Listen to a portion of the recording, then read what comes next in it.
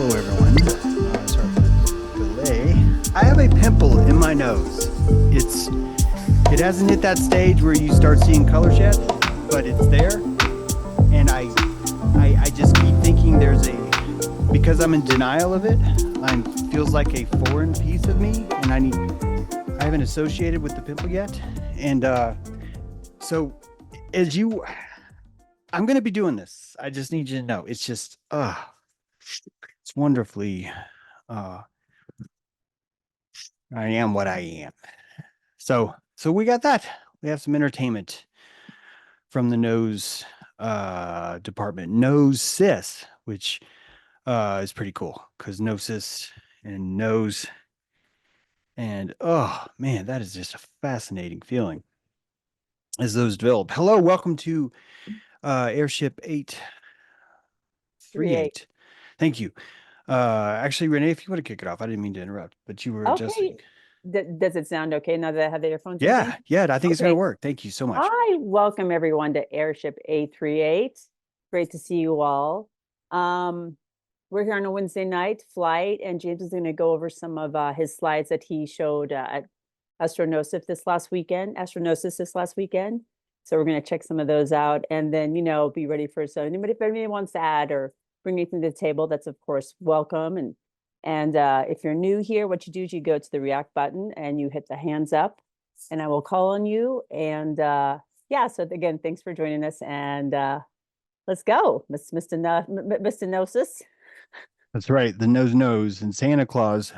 Santa Claus has that thing where he's got his finger on his nose, and because Santa Claus is the embodiment of a parent being able to, it's like the final pruning of the fruit from the vine. It's the final lie that the child knows that they can't even believe their parents. And to me, that's why we do it. That's why it's so universal. And to me, it's such a beautiful, as I've said before, that isn't it beautiful that our hearts are pulled out by the obsidian knife because we get married, and the divorce is the sacrifice from someone that we agreed that we love so much. And so too is all these opportunities to find these things come out in beautiful ways. So you guys feel free to interrupt me. I don't even have an agenda. I went to AstroGnosis. It was it is such a great time. I still feel it. I feel different because of it. It was so much more people than last year. I'm sure there were probably some empty seats, but it's kind of hard to find them in the audience. And it was really, really, really great. I had the honor of closing the thing out. It could have been that, let's just do James last because he's going to piss people off and everyone will leave. Or it's like, hey, maybe James will do a good closing. Who knows what the reasoning was, but I felt a little bit of heat is on from that, and try to do my best. I'm only saying this just because there's only so many opportunities I would have to share this kind of thing with you, but I'm mentally still kicking myself over my performance. I haven't caught myself cursing myself or calling myself horrible names, but um it's kind of complicated, but so I went over on time. I really thought I set my alarm and on the podium, and the alarm didn't go off. I set it for like 10 minutes prior, and so that was my first mistake. And then Miguel actually had to cut me off. I felt horrible because I wasn't even in the zone of understanding time. I was just trying as hard as I could to distribute as much information as I possibly could in such a short amount of time. I basically had an hour. I took an hour 10, I guess. I don't even know. It was a blur. It was kind of like, it's like you woke up in some, I don't know. I've never done cocaine, but let's say, it's a weird thing and you notice it's later than you think it is. And by the way, this is not related to my nose. I swear this is just a coincidence, but it was I didn't finish 12 slides. but I really cannot recall a time when I was dragging or when I was like maybe going in circles, or I tend to sometimes will do that. I don't recall doing that either. I also knew beforehand that there was no way I was going to get through all these. And that's why I was really just going to be myself until the alarm went off. And when the alarm went off, it didn't go off. I feel horrible. I embarrassed professionally. Please don't hear me in victimhood. Please don't feel like you need to reassure me. I really just want you to know just all the chemical feelings about it. That's really it. It felt so good to be there, and the people were just really great. I feel like that the egregore of that event really wasn't about what I talk about a lot. I feel like I was almost a fringe accident in the sense of all the ideas that people wanted to hear versus where I was. I definitely feel that people found my presentation engaging for sure, but I'm just saying that if you imagine a festival of bands that were playing, I do not think that I was like, oh my God, that guy's like really moved everyone. But also, I think that there's a different sort of appetite, and this is something I'm used to, that I'm not always the main course. I'm the kale salad over here. I got walnuts. Fuck man, I got walnuts. So it's stuff like that. So those are the feelings that are kind of moping around. Plus, honestly, the amount of work I put into the software has really just selfishly ate all of that time too. And because I had just released Black Eye Club, I already knew that because the topic was over reality, I just really wanted to get in the gist of what reality could be. And in order to do that, I had to break down what reality is not. Before I jump into this slideshow, because I'm probably going to enter train wreck mode, I mean, train rush mode, where I just kind of like blur through them.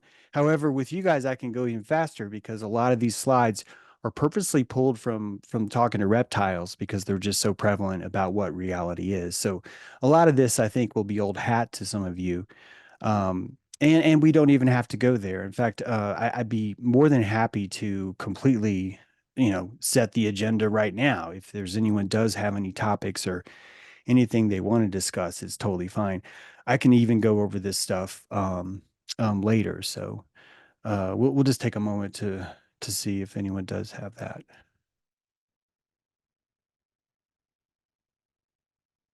Go ahead, Zerlith.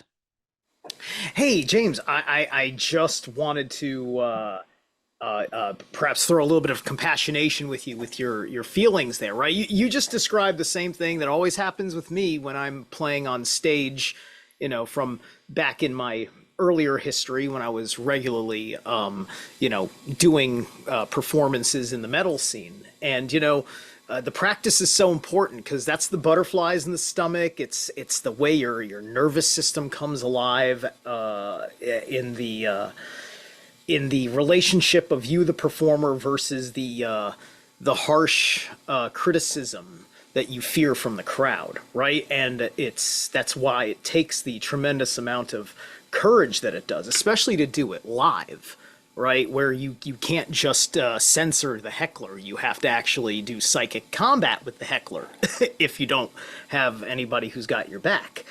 Long story short is, yeah, your automatic pilot will take over, which is why it's so important to be rehearsed and well practiced. I can't wait to hear it.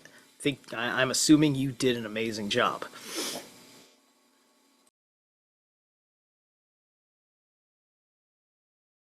Sorry, right on, Zerlith. Thank you for that. Thank you for that share. I'm with you on all that, except for one little part, which it's not even a disagreement. It's more of a clarification, which is the practicing part. And I think we're actually talking about the same thing. But I Renee and I are watching Cirque du Soleil, and I was just talking about what a different kind of art it is to be able to repeat exactly what you did for 7 months solid and never miss a beat. And that I find that a kind of genius that I will never be able to achieve or want to. But I recognize it. I believe that the orchestra, the first orchestra had the most automaton disassociated people that you could find in early 15th century, because it would take that kind of autists to follow the rigorous religion of the composition and the score to deliver what a symphony is capable of. There's a band called Mute, Meute, that's just so freaking good right now, and they really accent that concept of the staccato power of pure control that comes with practice and only practice. It's only practice. It's really the only way you get there.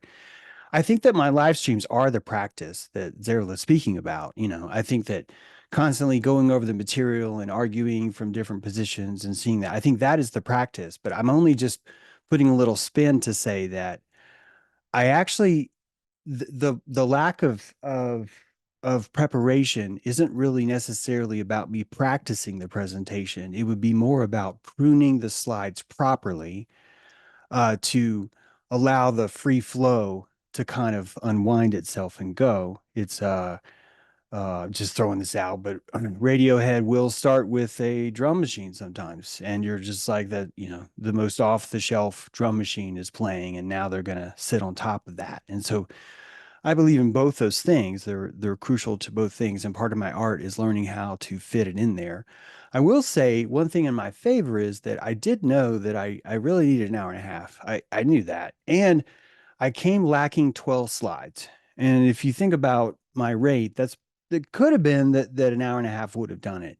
And I just think that, to be honest, I was just kind of like, the alarm's going to just cut me off and I'll leave. And to be a rebel, as soon as the Miguel cut me off, I did 2 more slides. Like, ugh, so it's just me. It's like, fuck you time. And so yeah, that's how it goes. I tend to go long. People do tend to, a lot of people on the channel really want more of like an 11-minute James True. And that, I think, absolutely requires practice. And I've done that with shorts. You'll say you need to just develop a really sharp script. I write that way. So I'm not against, like I wrote something today that, all I was doing was slicing and cutting and cutting and cutting, because I'm just all over this idea of, I want you to be, where the fuck is the rest of this? I want that feeling. I am no longer haunted by leaving you hungry. I want to see you fucking drool.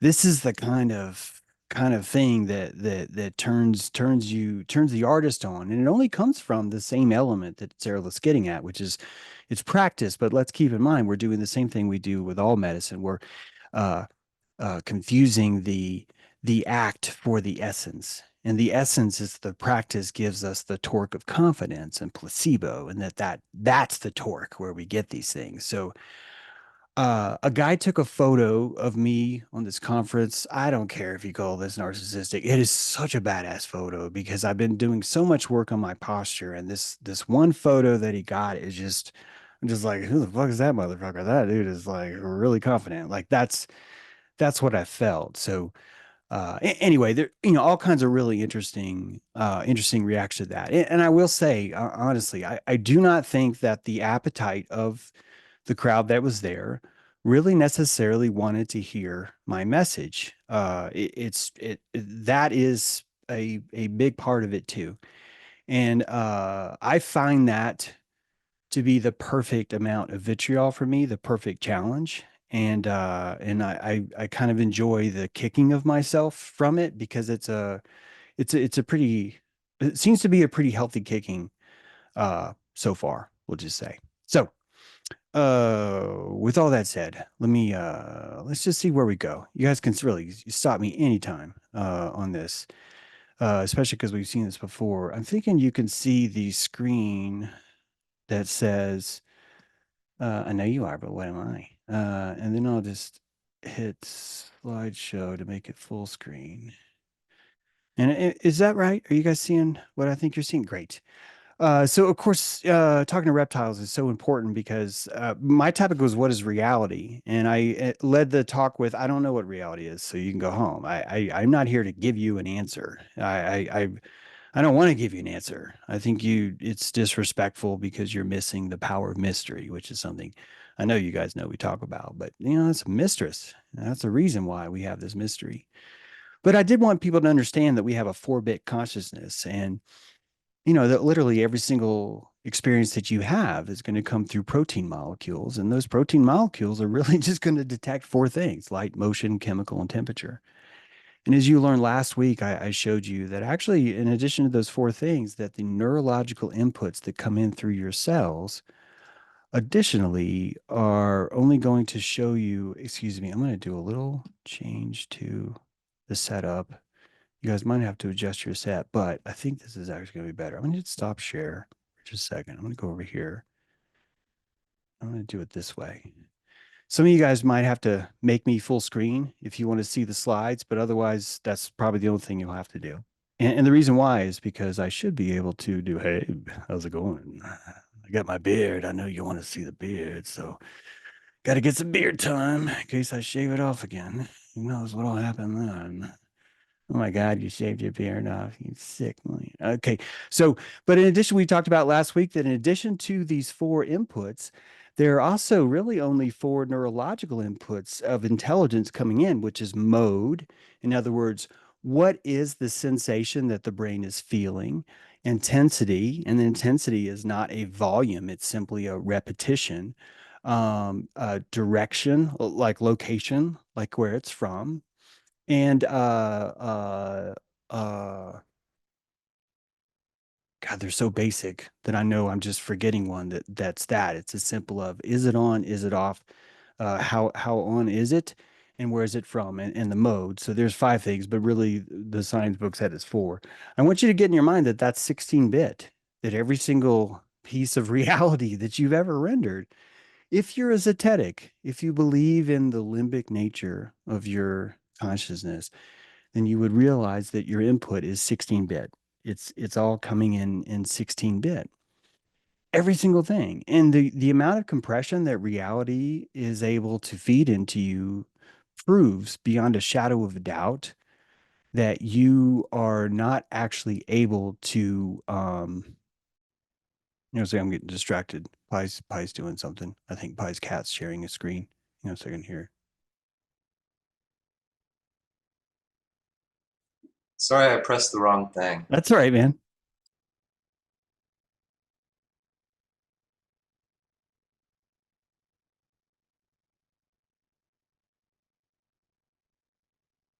That's okay. All right. I was trying to make your screen big, and I just pressed the wrong thing. Well, that's good to know. Is it going to work? Can you see me big now? Does it? Do you see me big now? You're probably going to have to go to speaker view, and then when I talk, I'll come back up and then you can pin me if you need to. Does that make sense? I just gave you a Okay. lot. Okay, I see it. I was in the wrong place. Sorry. Oh, no problem.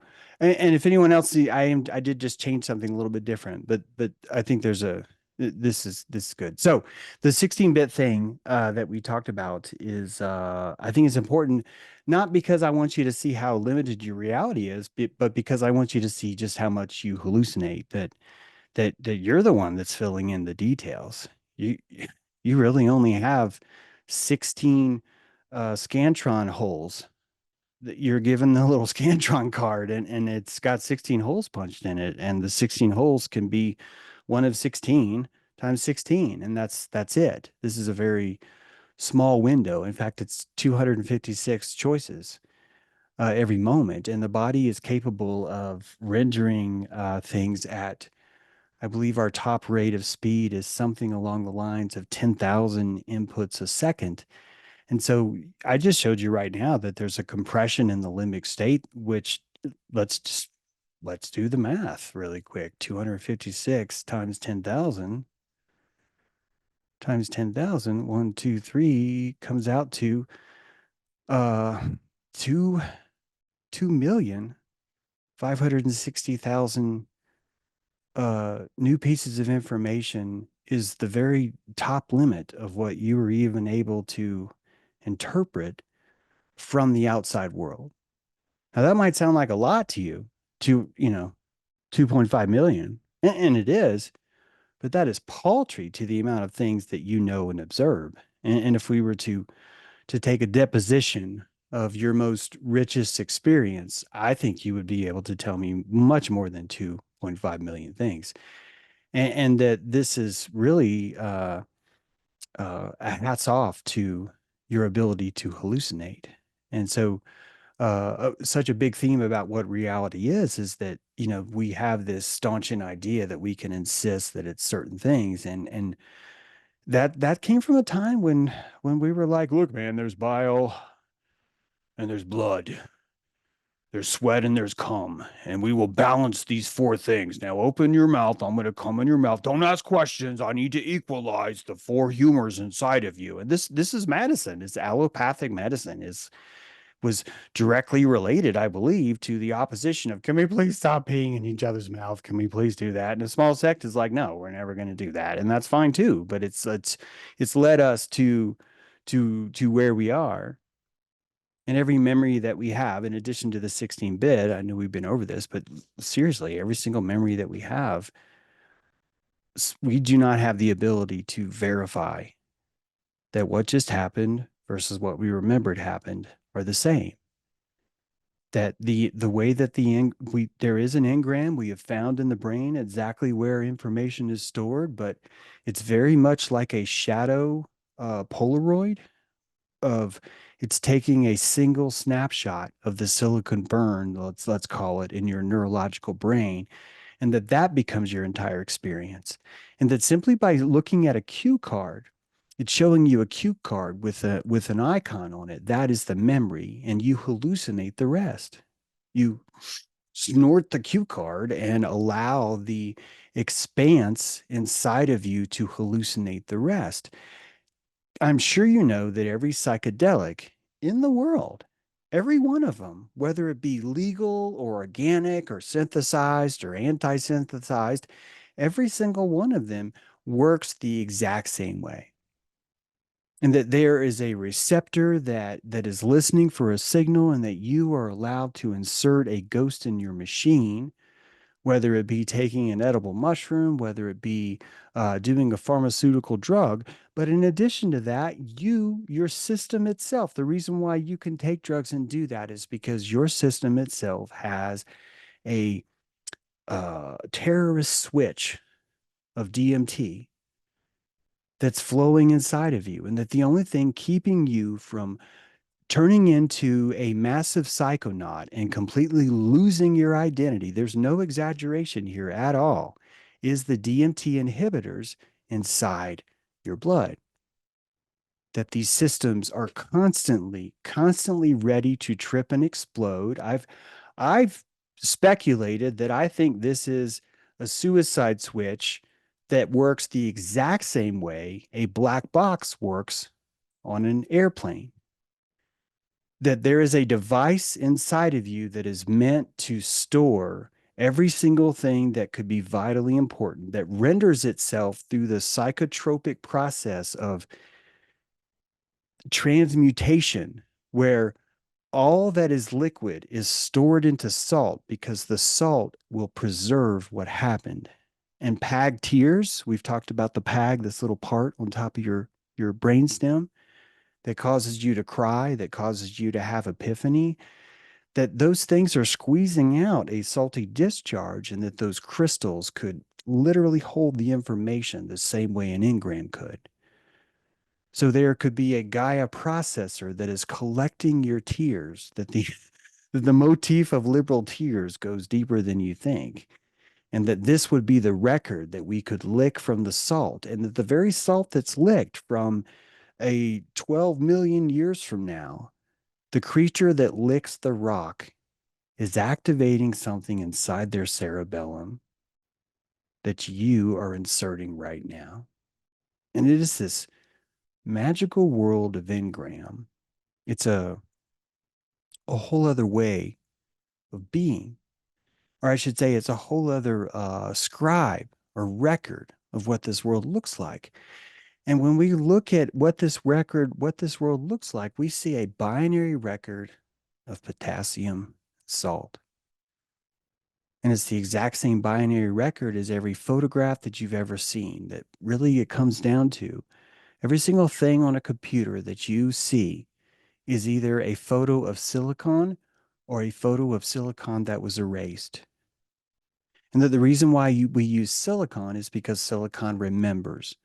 And why does it remember? Because it is a metalloid, and that a metalloid is the same magic as rubber. Did you know that all the rubber in all of our tires are actually metal? And that all the plastics that we claim or we're eating are actually metal, that these are metalloids of silicon.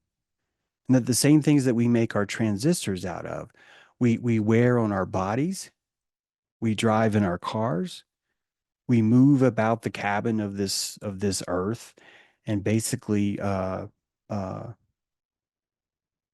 ourselves in metal. And before it was silicon, it was lead. I'm sorry, before it was silicon, it was tin. And before it was tin, it was lead. And before it was lead, it was bronze. And before it was bronze, it was iron ore, not iron. And it's a softer form of iron, a more malleable form of iron, a weak, brittle form of iron. And as I'm trying to teach myself the periodic table, because I'm an ignoramus, there's only certain things that I've really been able to learn in my time. But as I'm teaching myself that table, I'm noticing there's this squiggly line that runs between the metals and the non-metals. And the human consciousness keeps riding that skirt and taking the metal that they're ready to take as medicine and putting it in their belly and letting it poison them. And that after it poisons them, they come out the other side and the metal has taught them something.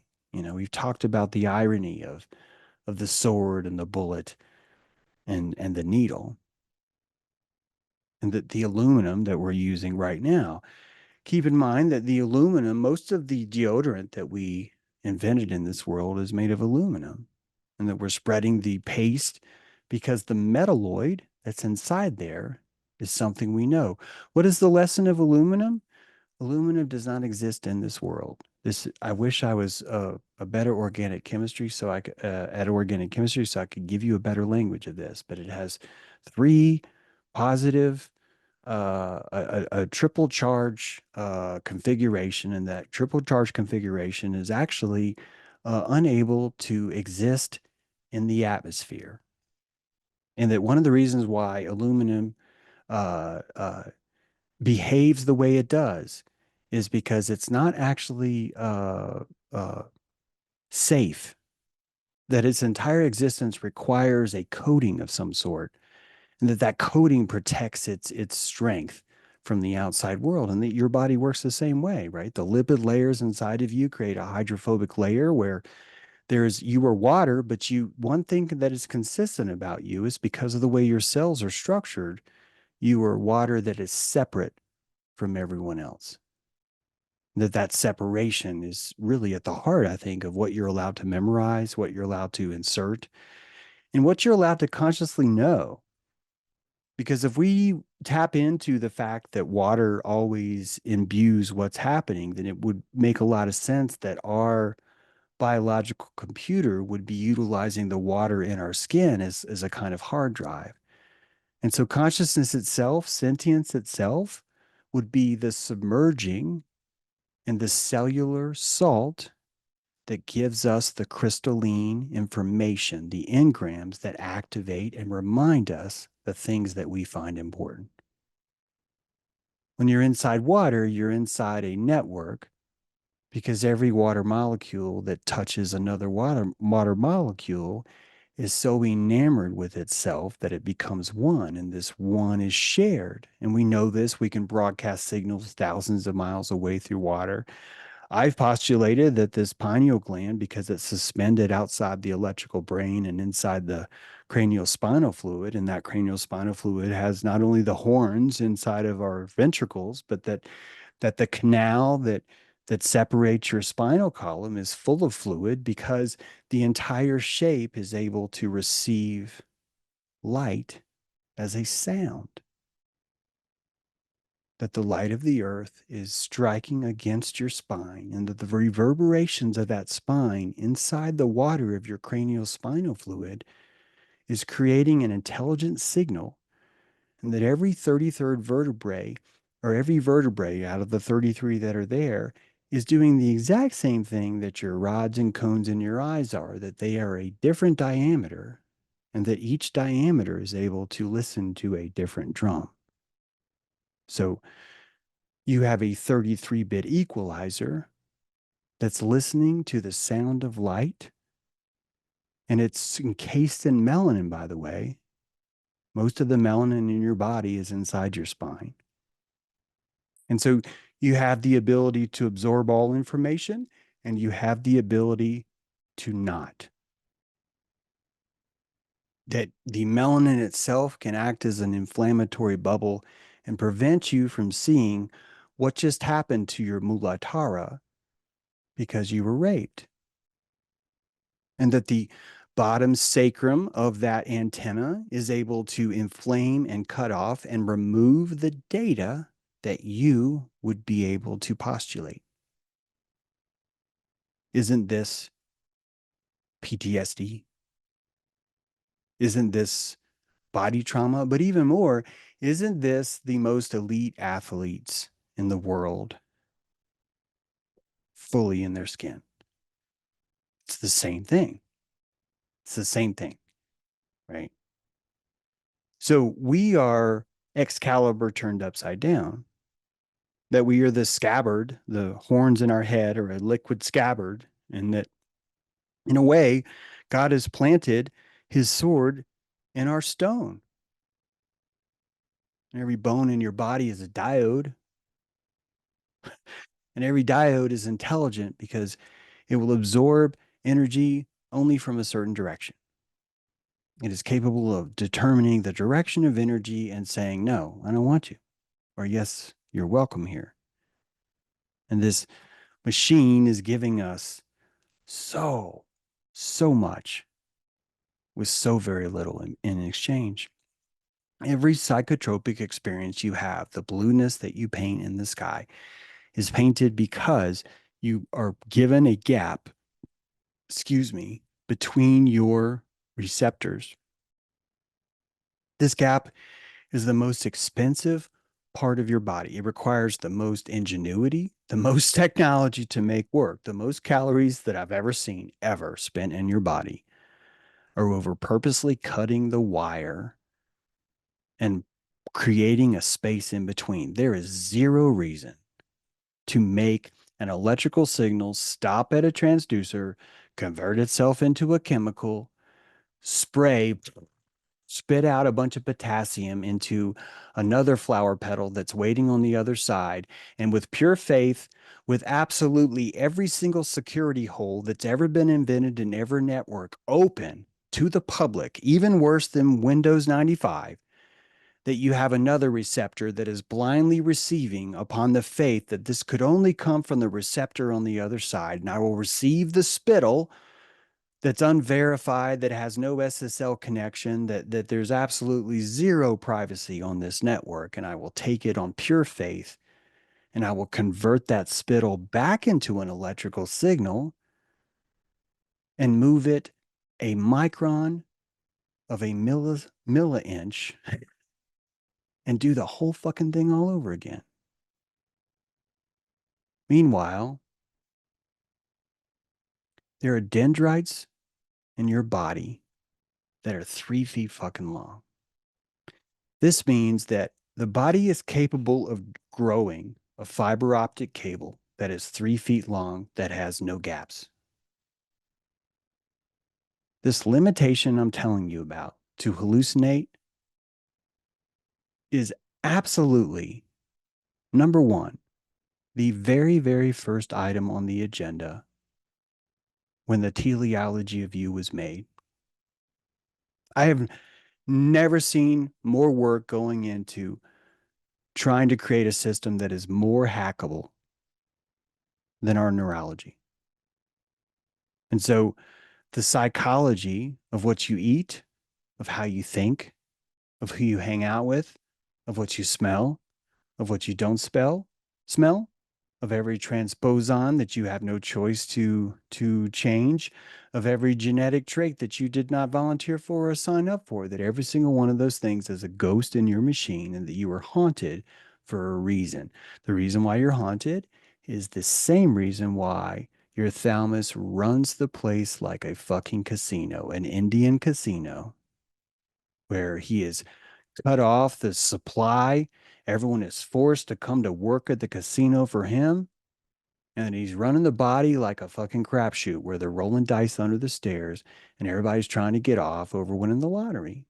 That this system is how you produce the most torque. And you can live your life like a Jersey Shore or a Las Vegas, but that's pretty much your only choice. Pretty much it. You know, you get that gambling is compression. It's compression. And isn't it interesting that our society is built in such a way where the addict, right, is the one who's wrong. That it's the addict who we consider the failure. And if you trust the Oracle mythology, the addict is the only one that's like, dude, I just was listening to my thalamus. As above, so below, says the addict. And he'd have a really good point. He really would. And you know, when we start to blossom more into sanctity and leave this stem of survivalism, when we stop being so afraid to die, I hope you can imagine how this gambling, this quantum gambling, would create so much more essence in us. The the stories that I've read of Fall Creek Falls, where these Indians apparently were jumping like 7 feet off the cliffs and surviving, would only be possible if they were gambling. And the only way that they could gamble with their life is if they had an attachment to its sanctity, not its survival. In other words, their flow state, how good they feel when they do it. How long do you stay in Vegas? How long? You stay as long as you can afford it and as long as you're having fun. And our life here really does work the same way. We are in denial about how it works, but this is actually part of the gamble. Like the denial is brilliant because Vegas wouldn't work if we weren't lying. This is something I'm sure most of you have seen. I'm sorry, I'm assuming there's someone may not have seen this, and it's really worth repeating. But I'll just quickly say that what you call you is 500 milliseconds behind what's actually happening. That your jaw knows more about what's happening in the world than you do. It has 486 millisecond advantage over you. And that's why the reptile is so fast. It's not even about speed. They are in a different time zone than you. They're Eastern time, baby. They already know. They see the sun come up before you even see Lucifer's star. And when we talk about the autonomy of you as not necessarily being a single person, I think this really shows that how this works. That if your jaw is ahead of your blink and your blink is ahead of your head and your head is ahead of your neck and your neck is faster than your shoulders and your shoulders are faster than your arms and your arms are faster than your legs and your entire body is faster than your fucking captain, then you start to understand that, hey, how I think it works probably doesn't work that way. Let's keep in mind that you spend 9 months in complete isolation, which would atrophy all of your organs if you weren't using them, but yet you're still burning your retinas in the womb. You're actually shutting off your sense of one smell and converting it into another. Your sense of hearing is lit because you're hallucinating inside this machine. And the hallucination you've been taught is that you're living inside a machine. And this is why you do not know what reality is. This is why I don't know what reality is. And it's the same reason why you go into Vegas and you do not know if the slot machine that you put a quarter in is going to pay out. Think about how retarded it would be to expect Vegas to tell you before you put the quarter in what the outcome's going to be. And then you get to decide after that whether or not you want to gamble. It's absurd. It's absurd, and it shows a clear misunderstanding of the entire purpose as to why you're here. And that this purpose is being conveyed to you by a place that is insisting that all things can be known. And many of them are insisting that all things are known. And that even that's a kind of inflammation. This I will not go over again because it takes so long. But I just will quickly say that Epimetheus is this hindbrain, and this hindbrain, this is clinically proven to live in the past. That all it does is just run through everything that fucking happened to it and says, do I want this to happen again or not? And if something comes up that it deems super important, it actually doesn't get to decide. It gets to beg the thalamus to listen to it. It gets to make a gamble with the thalamus to say, I'm going to try and prove myself to the thalamus. And it goes into the thalamus and it says, if you fucking put your finger on that fire, it is going to fucking hurt. And I am not fucking around. And the thalamus gets to make a decision. The thalamus decides, do I go with this guy or not? And every single decision is based off how the thalamus felt you did last time. And that this is how the true system works, which is why the spirit animal is so corrosively awkward in our history, that we have this love-hate relationship with our spirit animal. We do. You watch people, they know that the spirit animal is great, but he's paranoid. And he doesn't always know the right decision, but he fucking knows when it's important. He does. So we give him that, but also we're kind of like ashamed of him sometimes. And once you understand this is Epimetheus, once you understand this is the one in Greek mythology that named all the animals, that this is the brain of the animal, this is the logical animal itself.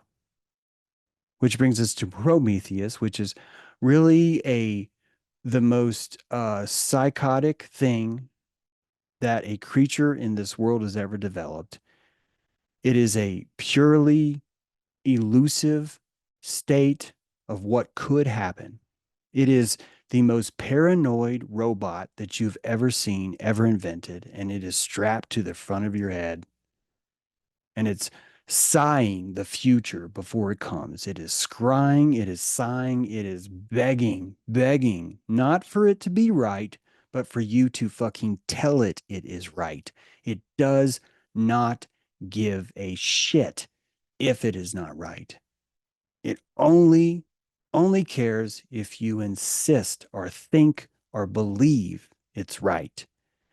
And when we think about why that works, because I wonder sometimes why does it do that? I think the answer is because the neocortex is the neocortex is not new, but the cancer that we call our current neocortex, I'm talking about this like tumor that just like went fucking rogue and then went rogue again on purpose, and it wasted all these calories. It forced us to change our fucking palates, even like what we even eat started to become a factor in order to keep this tumor growing, that the amount of warmth that we needed to keep this blood flowing, to keep all the memory accessible for this time machine in the future, changed the Achilles heel on the back of your foot. It changed the shape of the back of your head simply because the weight on the front. It turned you from a low valley dwelling Neanderthal into this creature that has no species. And this is the true nature of who you are, is that you are these time machines, 2 time machines. It's technically 3, but one of them doesn't really leave or enter time because it's the reflexes themselves. And this is the mind of the back. And that the impulses that leave the spine never actually have to reach the brain before they make a decision. And so you start to see that the autonomy itself breaks down to this automaton that's almost like its own living wreath. And that the living wreath is going to live and die regardless of which kind of fish really, really like it. That the living reef has its own agenda, its own purpose in this world, even, which is why we think that the body fails ourselves so much. What you got, Renee? Well, hi, I'm just letting you know that we've reached our halfway mark in this airship. So go ahead and take a break, stretch yourself out, and we'll be back in a couple minutes. Thanks a lot.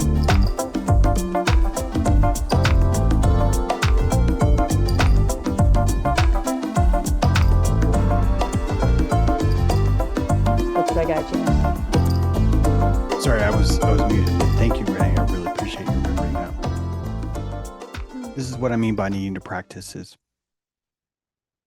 recognizing these things. I have no idea how long I was talking.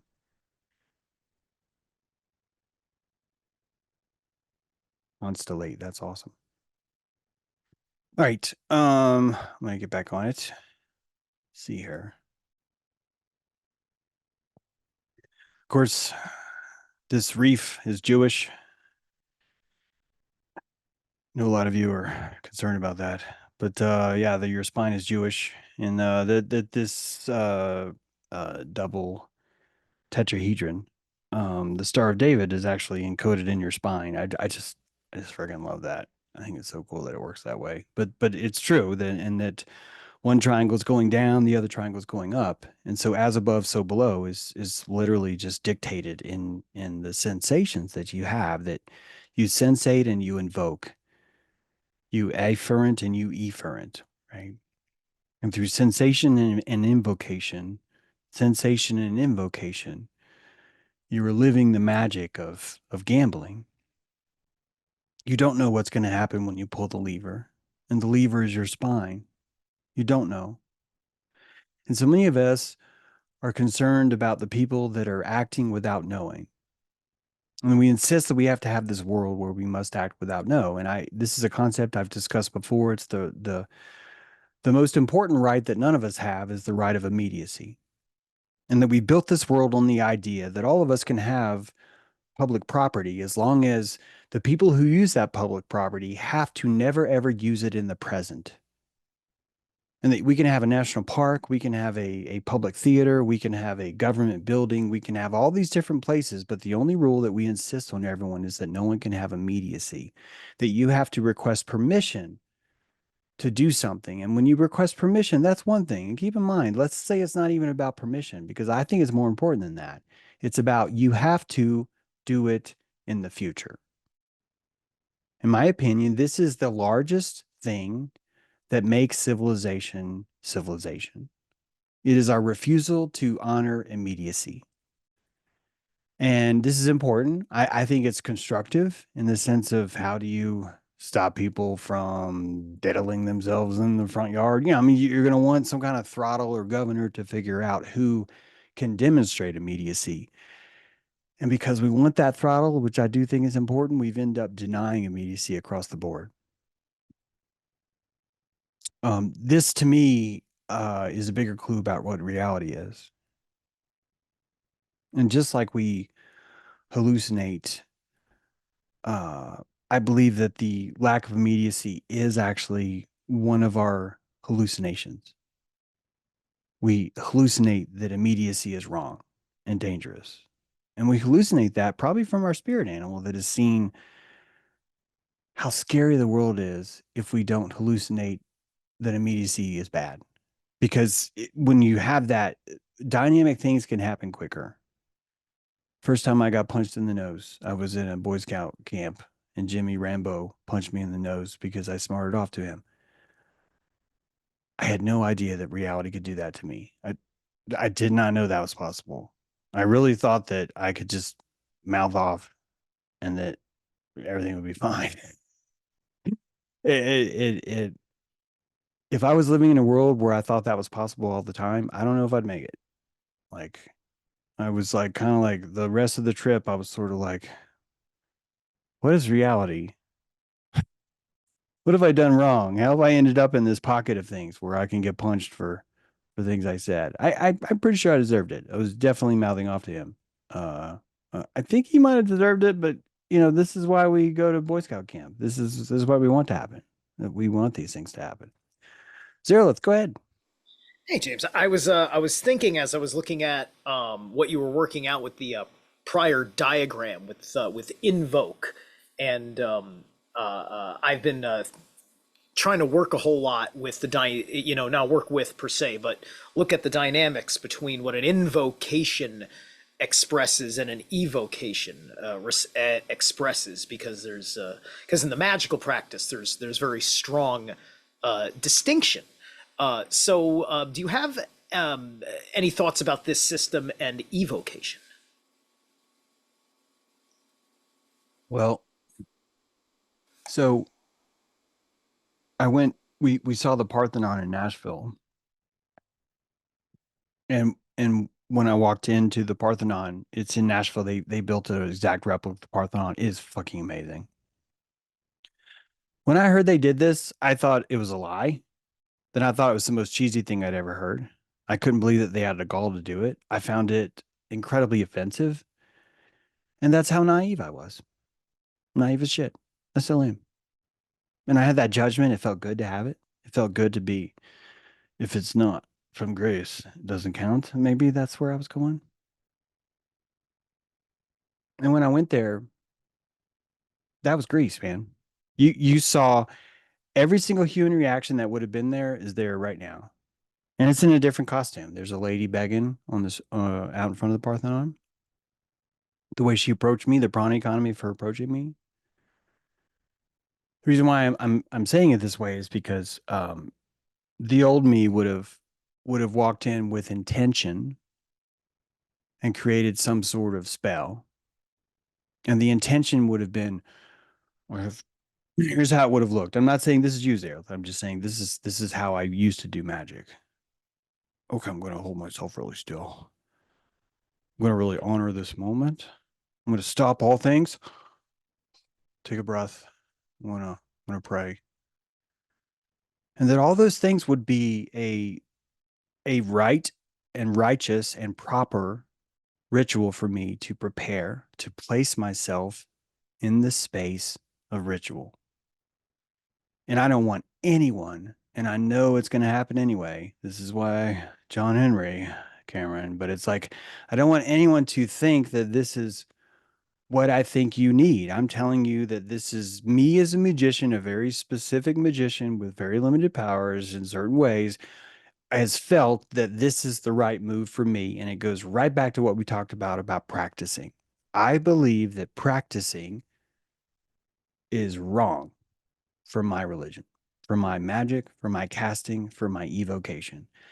And I used to not think that way. And I think I will reverse this and think this way again. I think soon. I think that if I go to if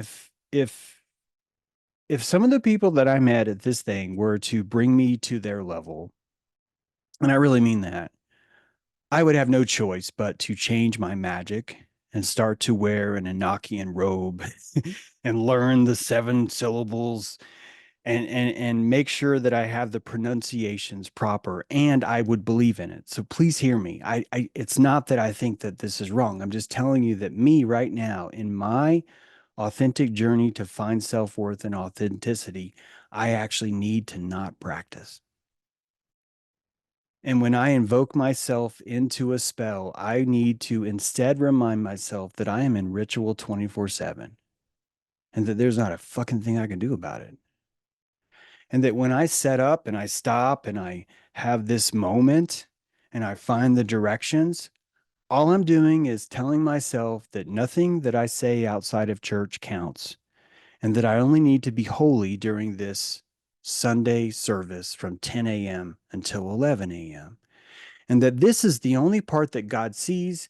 And when I go out and I crank a few bad habits and I masturbate when I shouldn't, or I lust when I shouldn't, or when I look the wrong way, that none of that counts. And what I've done and what I've changed is that when I've caught myself in the vulgarity of me, I lean in.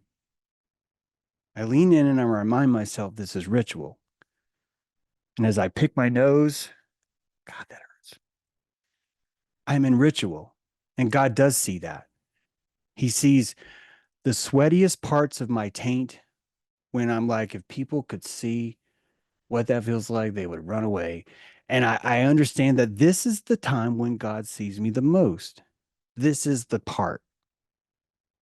And I find a lot of security there.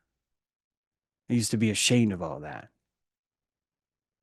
And to me, I want the opposite. I want to find that security there. I want to evoke and invoke in that moment. And when I enter into the temple, I saw many different people come in, and that all of them had their different reverence or their anti-reverence on display for me. And I got to watch this. And it was great because I don't think any of them were wrong. I thought they were beautiful. These are signatures. This is calligraphy. And the calligraphy of James True Magic is I am left-handed. I can't even fucking do calligraphy like most of you fuckers. My hand literally smears through the ink simply by physics. That being left-handed just fucking makes it go that way. And the only way I'm going to be able to draw a calligraphy for you is as Da Vinci would, by writing backwards. And that the arrogance that I would have to think, well, James, you're going to have to write like Da Vinci is something that I escaped a long time ago. And I realized, no, it's not just about that. And it's not just about this. And James, you're leaning in too hard about how you have to draw backwards. Oh, I'm sorry, but I have to draw backwards because I'm so uniquely different than you. And that even that was the feeling away and finding this calligraphy of authenticity. And right now, only right now, I can only invoke that when I'm not practicing.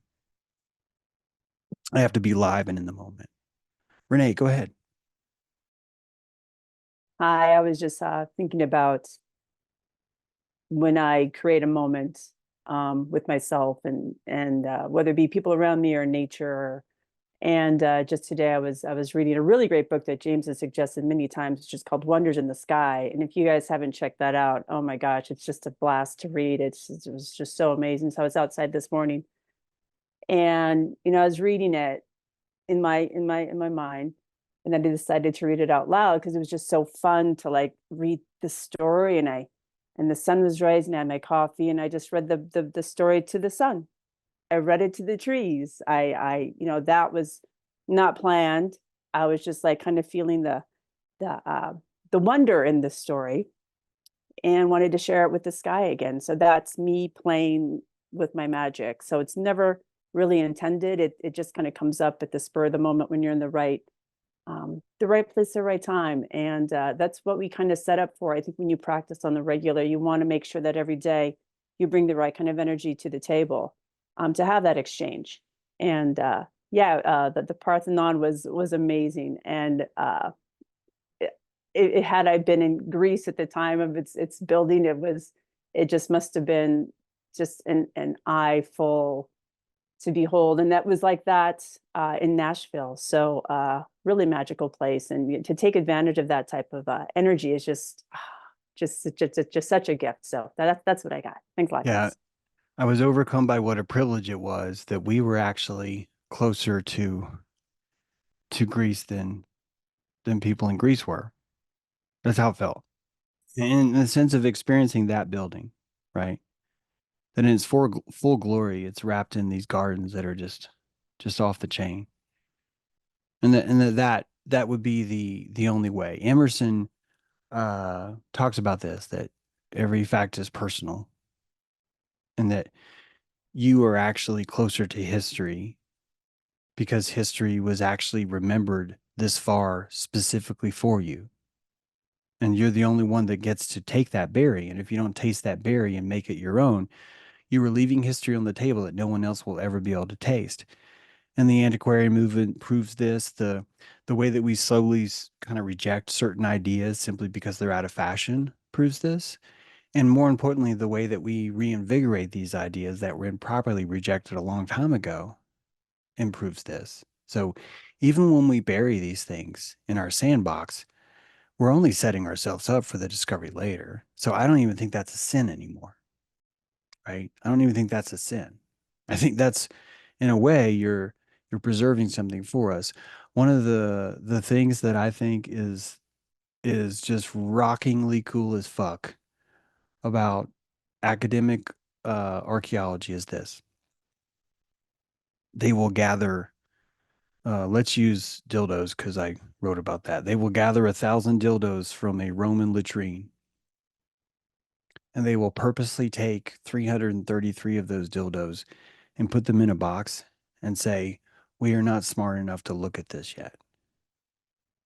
That they it's not that they don't look at it, but they purposely do not touch, change.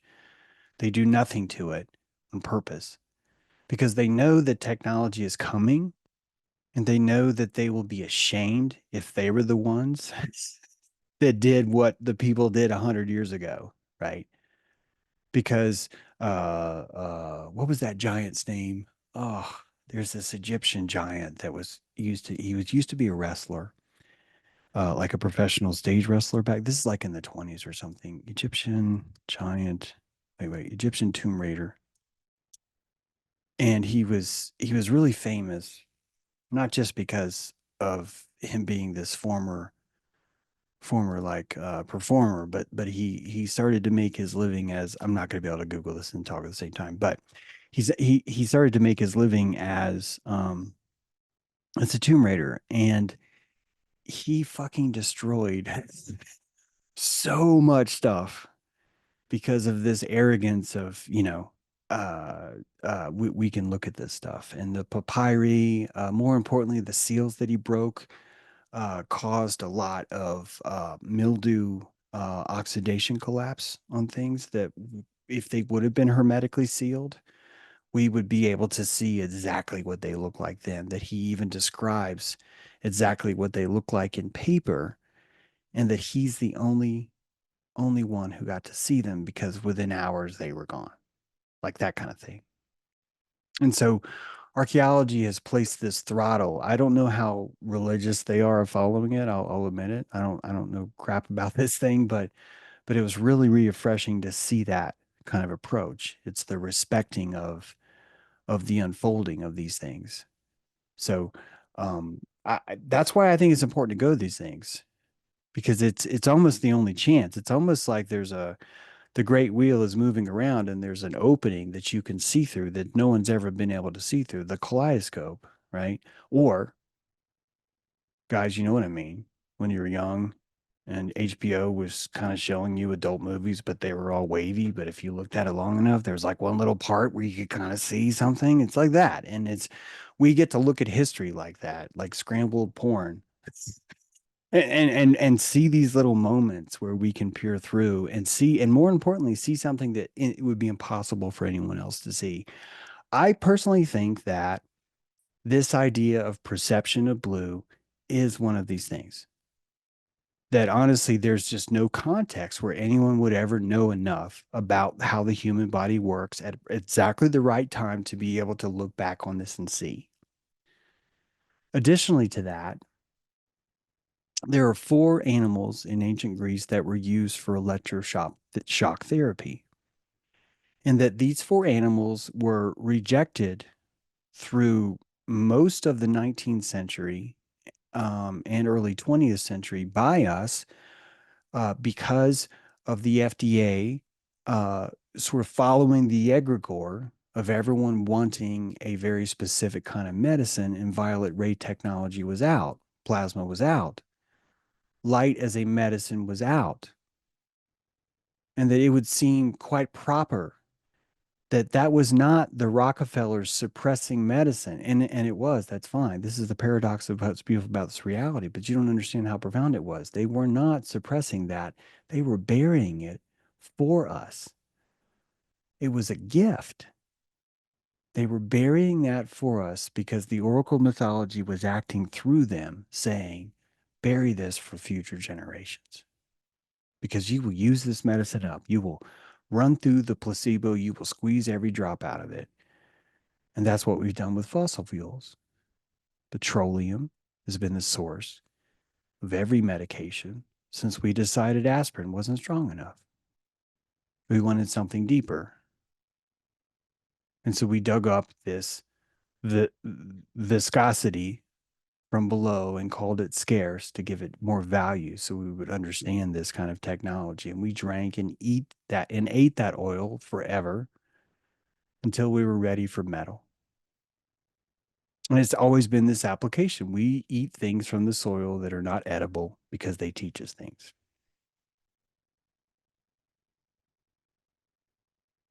Where's this thing? So, what is ritual? How should it apply? I actually think it's impossible to talk about because I would ruin it. It's very intuitive for me. It's very much about play. It's always about, can I get into this role? When I was in my 20s, I would try and do spellcraft, and it was like I was a teenager trying to dance. And when you are learning to dance, the first thing you do is you're seeing yourself being watched. And if you're good enough, you can overcome that.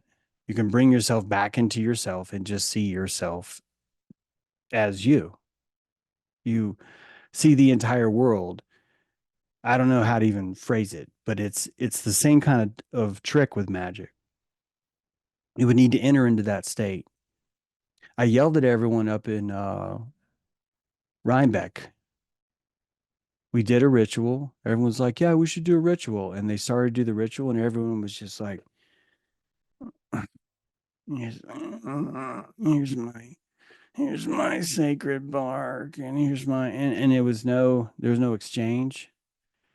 In my opinion, it was cross-dressing as if they believed magic was real. They were drag queening about it. It was like they purposely were pretending that it was more real than they actually were. I found it so disrespectful. I stopped the whole thing and I said, this feels so fake to me." I said that and I said, "Can we please start over?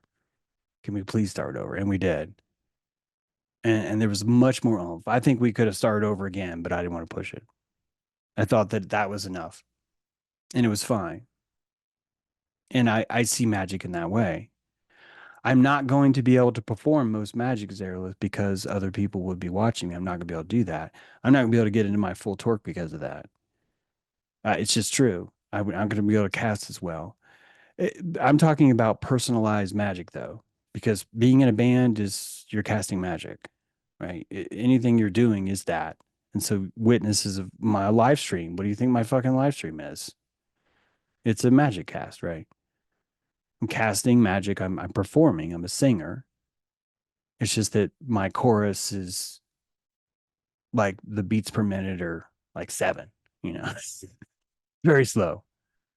And honestly, I've wondered what would happen if I was to go back into music. I used to be a musician when I was a kid. It was like, what would happen if I was to switch and just change this into that? I don't know. I personally think the reason why I left music was because I didn't feel I had enough self-worth to put into a simple melody. I needed an idea that had a lot of prickly, shiny things on it. And that if it had prickly, shiny things on it, people would see the Beethoven intricacy of my composure versus just whether or not you could dance to me or not. And then that's made me drive throughout the years because so much insecurity has been wrapped into my style. But also, that's my style. Other people learn their insecurities watching me navigate my own, which is why I come back to this idea: do not rehearse. Whatever you do, do not rehearse, because the gifts of the Magi are all the mistakes you make along the way. And more importantly, how you deal with that, right? What is melody? Check this out. A melody, 4/4 time, right? 1, 2, 3, 4. This is not really a melody. This is predictable. 1, 2, 3, 4. 1, 2, 3. It's 4/4 time. It's very predictable. What makes it a melody is when you break it. So boom, boom, boom, boom, boom, boom, boom, boom, boom. And you hear the melody because of what's missing, and what's missing is only there from what you predicted. You were predicting something to happen and it didn't happen, and it made you feel a certain way. And if you feel good by what you missed, you call it a good song. If you feel bad by what you missed, you call it a bad song. And that the ability for me to tease you in a very specific way where I let you down, but exactly at the right time, all the time, consistently makes you feel safe in the letdown. And this is the fucking definition of melody. And this is why all music is satanic, because you are sinisterly breaking the congruency of the perfection of what is predicted. You are saying, this is a casino. You're going to pull the lever. I have no fucking clue what's going to happen. What is your reaction to what happened? Did you enjoy what happened or did you not enjoy what happened? The person gambling in the casino does not leave the moment they lose. The dopamine flow, I swear to you, is greater when they start to think about the idea of having that mistake absolved with the flash of the next hand. That is its own kind of high. The will I be redeemed is, I bet, a stronger vibe, a stronger hook than I just scored. I bet you it is. And this is the science that I don't know how it works. You know why? Because I'm not here running a master fucking casino. Those guys know. They fucking know. They know. Go ahead, Z.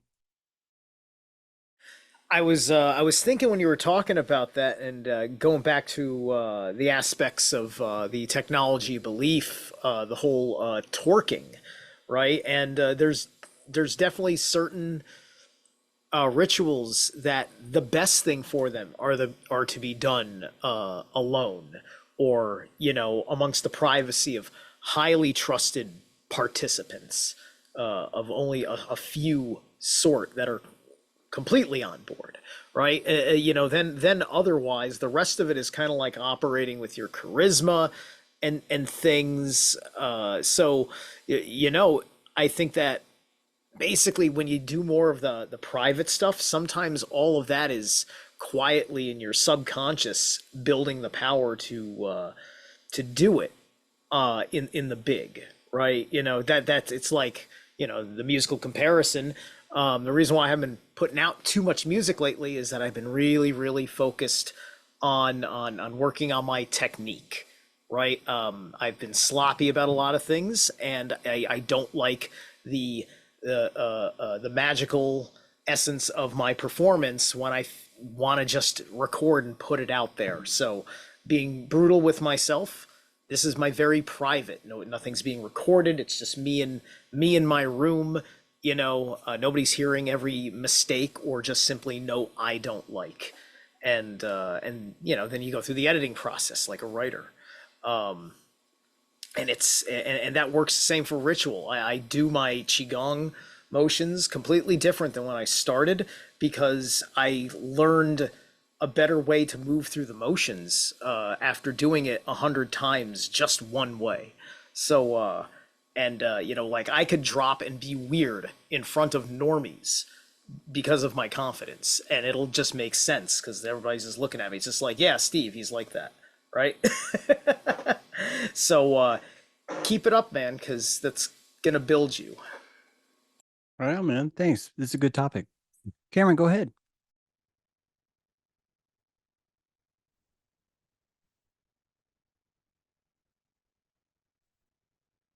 I think practice is a form of placebo, to use some of James's words before, when he's recognized the place of practice with like elite athletes and everything.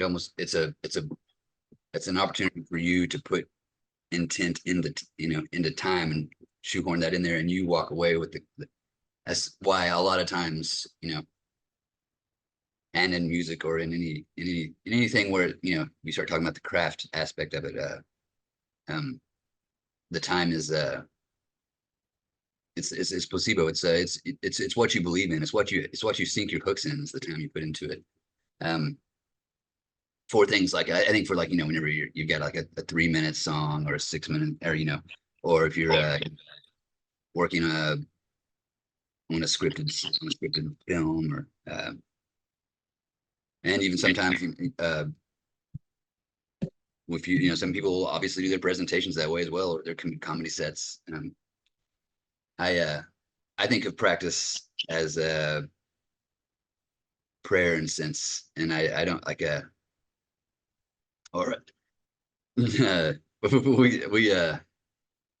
there's a quote from an old guy I can't think of anymore. I can't think of his name anymore, but he's not real popular around here. But he said, "I used to pray with my legs. I used to pray for slavery. I used to pray for freedom for years, and it wasn't until I prayed with my legs that I found the answer." Which I used to get some steam out of that, and I think that I'm gonna get too far on a tangent with prayer, except for that I appreciate what you're saying, James, about leaving some room for a performance or your presence to breathe in the present. Um, and sometimes it can be too rigid, or putting so much practice in it. Like there was one opportunity here where I was trying to help you host an airship, and I had thought it best to like prepare something, and then I remember when I did, I was just like fumbling all over myself, and it was completely unnatural, which was even worse than if I, when I'm natural here, a lot of times I'll end up just being silent for 15 seconds, but that felt better than whenever I was standing over myself with things that were too rehearsed to feel natural. Yeah. No, go ahead. Well, Zara talking about ritual, and me trying to incorporate particular nomenclature to talk to people in different fields, because talking amongst you guys, I believe strongly in magic. I just believe that we don't that we think that, like, we don't see magic in the mundane, and I think it's just everywhere all the time. So I think it's to me it's magic that I can put my belief in the power of 10,000 reps, and I still think that the belief is the whole thing involved. It's just those reps are the space. The same way like when I use food or anything else, it's just space to put intention. Yeah. Really good stuff. Just really quick, because I think this just fits nicely when I don't play classical guitar as much as I used to. I used to consider myself pretty prolific at it just because I logged in so much time to it. And as I got busier with other things, the more times I played, the more rigid I got. And I noticed that the reason why I became more rigid is because I was looking for the confidence that I used to have. So I would only play certain things that I felt would secrete confidence. And that I think that's what ruined me as a musician. And that it's one of the reasons why I try not to why I have the philosophy I have, which I don't think is, by the way, I just can't stress this enough. I think wherever you pull torque, I'm going to tell you that's fucking right on. Like, tell me more. That's always my standpoint, is wherever you get torque, show me the way because I want to learn. So just wanted to add that. I don't want to force my version of magic on anyone, and I don't want to hear anyone think that I'm trying to shame, especially the idea of praying as practice. That's such a beautiful correlation. So, and this is me clearing my own because I'm worried about me, which is kind of self-centric, so I'll stop. Lori, glad you made it. What you got? Hey, great topic, and I love the idea about music. I dance and I play music, and the practice of not going to go dance with an old culture and an old mindset. So, because I've been dancing in this Cajun Zydeco culture for a really long time, there's a lot of clicks and a lot of certain ways to do things. And it can be like a living hell if you continue to do the way that it's supposed to be done. This culture is pretty thick. So I've been playing with a different mindset or a different torque. Like, there is no wrong step and there's no wrong note. So there's a book that Victor Wooten wrote. He's a famous bass player. He played with Bella Fleck, and he wrote a book about there's no wrong note. It's all in rhythm. It's all in exchange. And so what my observation is I like to lead as much as I like to follow. And it's a very rare man that would allow the energy of the music to guide the dance. So, like, life is a dance. And so I'm practicing not making myself miserable in my new way of walking and embodiment. And I have to have a certain strength to go out and pull the torque to play in this field. And it was really fun until I got to this place. I think it was probably had given more. It was like, that 40% rule when you're past 40, and then you're like, it gets kind of ugly. So I was watching the clicky things and all the stuff that was going on, and how you want to fit in, but it's not, it's like playing magic, but only playing magic by these certain rules.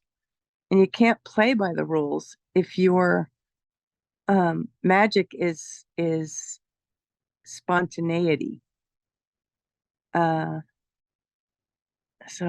I don't know. That's a little scattered. My thoughts are scattered, but I'm practicing in a new way, and it's like dancing the music in a real time, like live way that creates a performance,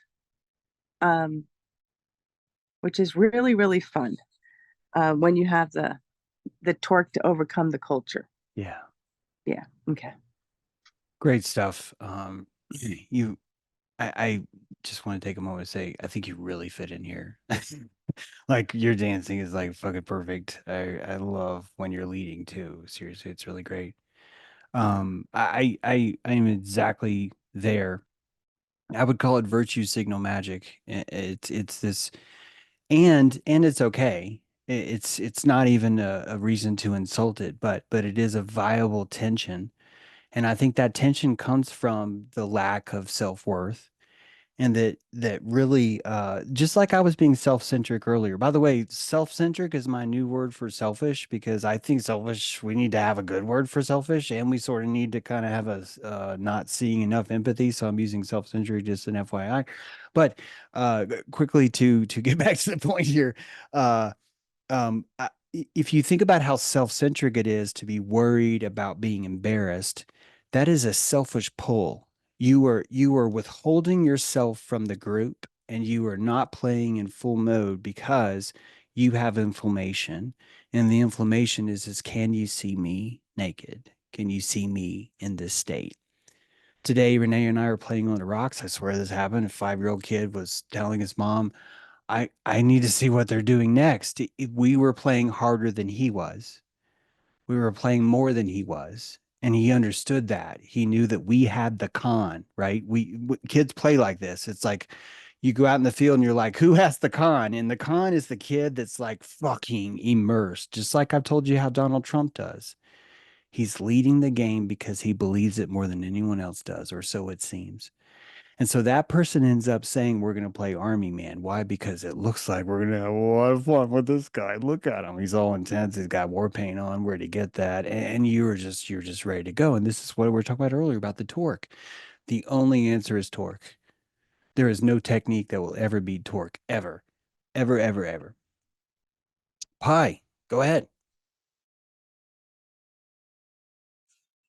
Hi, everybody. Yeah, that's a lot to think about. I've been wondering about ritual over the last few years, and I did some, you know, silly like dancing things, trying to feel energies and stuff at times, especially during the COVID times. It seemed right. It seems silly to me now, but I think you're right, James, about the withholding, and even in history, like even like down in, which reminds me of that woman that was in charge of the Arkansas Springs. They literally, all you have, there doesn't even have to be that much effort. You just need a space, and then you lock it up. Or it's like the historical society with their maps. Can I see the oldest maps? Well, what map do you want to see? Oh, those old ones, they're locked up in the Lions Club, the old Lions Club, waiting for, and it's pretty ubiquitous, waiting for archiving, waiting for funding for archiving. I guarantee the stuff they're sitting on would need funding. Wouldn't be very hard to get funding for if you unlock the doors. And musically, the band I was in, although we did practice, it was mostly because it was a 7-piece band and there was a performance aspect, and it was like a 3-set night. So you have to kind of you know, and you want to change it up, you want to know the order of the songs, but it was really ultimately improvisational. And like when reviewing some of the live performances in the past, I got a new appreciation for, you know, even though I was just a bass player and considered like the kind of like the least experienced person because I hadn't grown up like aspiring to play in a band and didn't even know what a bass guitar was when asked to play. So, you know, you can't outlive that, even though I actually did take classical when I was younger and can read music and stuff, but somehow I was considered, you know, that's just what I was considered. And I realized that I used my classical guitar abilities to like finger mute with my left hand to create this space, which was super hard. We had the drummer that was just like a metronome, but he was too fast. He always wanted to play songs too fast. And so I could see that. And I remember doing that. I was like, and I successfully like held him to a speed while still being able to cut through a Hammond organ with a giant Leslie speaker cabinet, just like throwing sound, and then two guitars and two guys dancing, you know, in the 7-piece band. And just, you know, the finger mute, like it cuts off the note, like, and it made me a snob towards, you know, like in my own mind, I was like, well, I might not be a very good bass player, but, you know, I hate almost like 90% of all bass playing I hear because people let the notes ring out too much and they don't let the frequencies too pushy, like they don't know how to EQ their bass. And so, but yeah, that space that you would create um, created the magic there. And no matter how much you practice, like other bands, like that was the goal to like reproduce your song, and then you're ultimately dissatisfied because you're never gonna reproduce it the way you want, and you call that failure. Yet in this band, we were considered like people thought that we just practiced for hours and hours and hours, and that we were. It's like how can they be so on for like 3 sets and they're drunk and all this stuff? But see, there's the magic because we didn't practice that. That's the improv. The magic was that we were on. You know, we just practiced the order of things, but then uh, so, you know, just it's just a little nugget there that makes me feel like that has something to do with it. Yeah, absolutely. You know, the a band's success is, you know, usually in the same thing with like a home team advantage, but like if you think about what this is it's if the band feels that they are worthy to sound good, then they sound good. And they would sound good but precisely because of the psychic tension that they use to fill in the space between each notes. And you'll notice this. I bet you that I can hold a silence and there's not very much doubt, nervousness, or awkwardness. That James True, he can do that. I can do that. I can put you on pause and it doesn't feel weird. It feels okay. And that someone else can raise their hand and say something and they can put you on pause and it may not feel okay. And if you analyze the amount of milliseconds that happened, mine was even longer, maybe. By the way, I'm not saying this, I have this consistently, but I do have this. I've seen it. I've seen it happen. And I know why that happens. Here's what I tell the torque that I pull from why I tell myself it happens is this. I have a certain amount of self-worth, and that self-worth is being broadcast through the chemo signals that pour in and out of my reef, right? The breathing of my reef. And that I know which fish you guys really like, and I know which fish that I'm capable of pulling in and keeping in my reef. And that creates a certain amount of confidence, which you can feel in the tremors of the water that's in the fucking air that separates you and me when we talk. And the vibratorial state of that is either going to be angst. I don't deserve for you to enjoy my silence, or it's going to be nervousness, or even worse, You have no silence at all. This is what I see most of, is people do not feel that they can hold silence, and that entire feeling, I believe, comes from a lack of self-worth. They do not feel that they command the room enough to deserve to be the person in charge of everyone's silence for a while. You are leading the posse when you invoke silence into the room. Zerla, this would be the spell to me, would be the silence you invoke, not the words you use. Because the silence is when you let things ring, and the ring is when you let things resonate. And when you resonate, you let someone drink from that cup. And this is not a place where we spray the face hoping to teach. And that the musician knows this. He knows how to set the tone and convey the idea that everything's cool. This is why musicians are cool, because we've tasted and sat in and fallen in love inside that space between, right? This is all magic. It's all magic. And I do it with what I write. Sometimes I'll write something and just fucking hits deep. There's no arrogance when I say that. I feel it. I fucking feel it. I fucking feel it. And I only feel it because I had enough confidence to believe it was possible. That's it.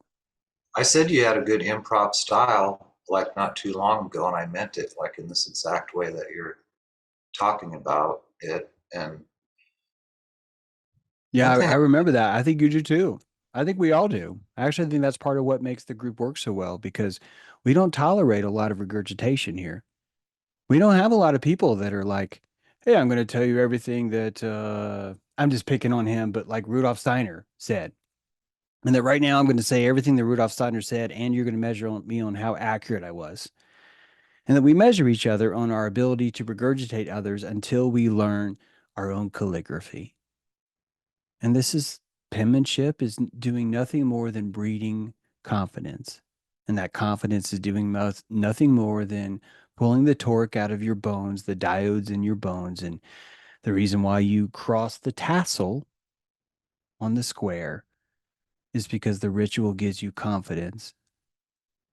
And that would be the only purpose of going to high school. And that would be a good enough reason.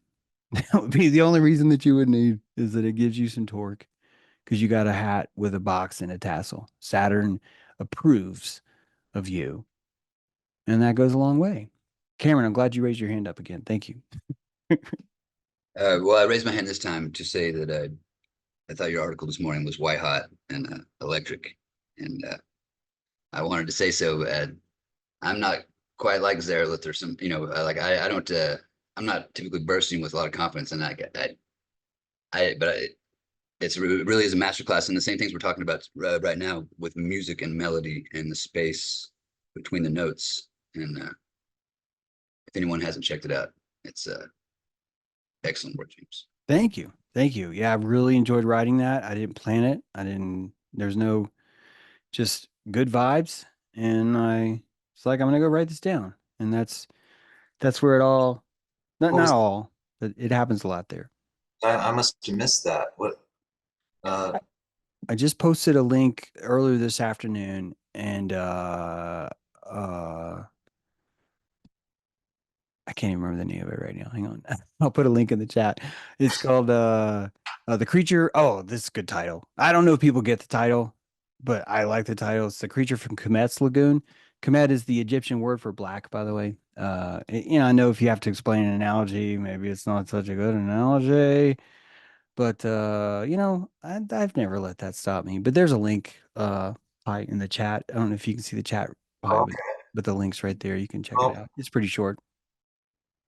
I might mention, about you were talking about your experience at the AstroGnosis, and I don't know.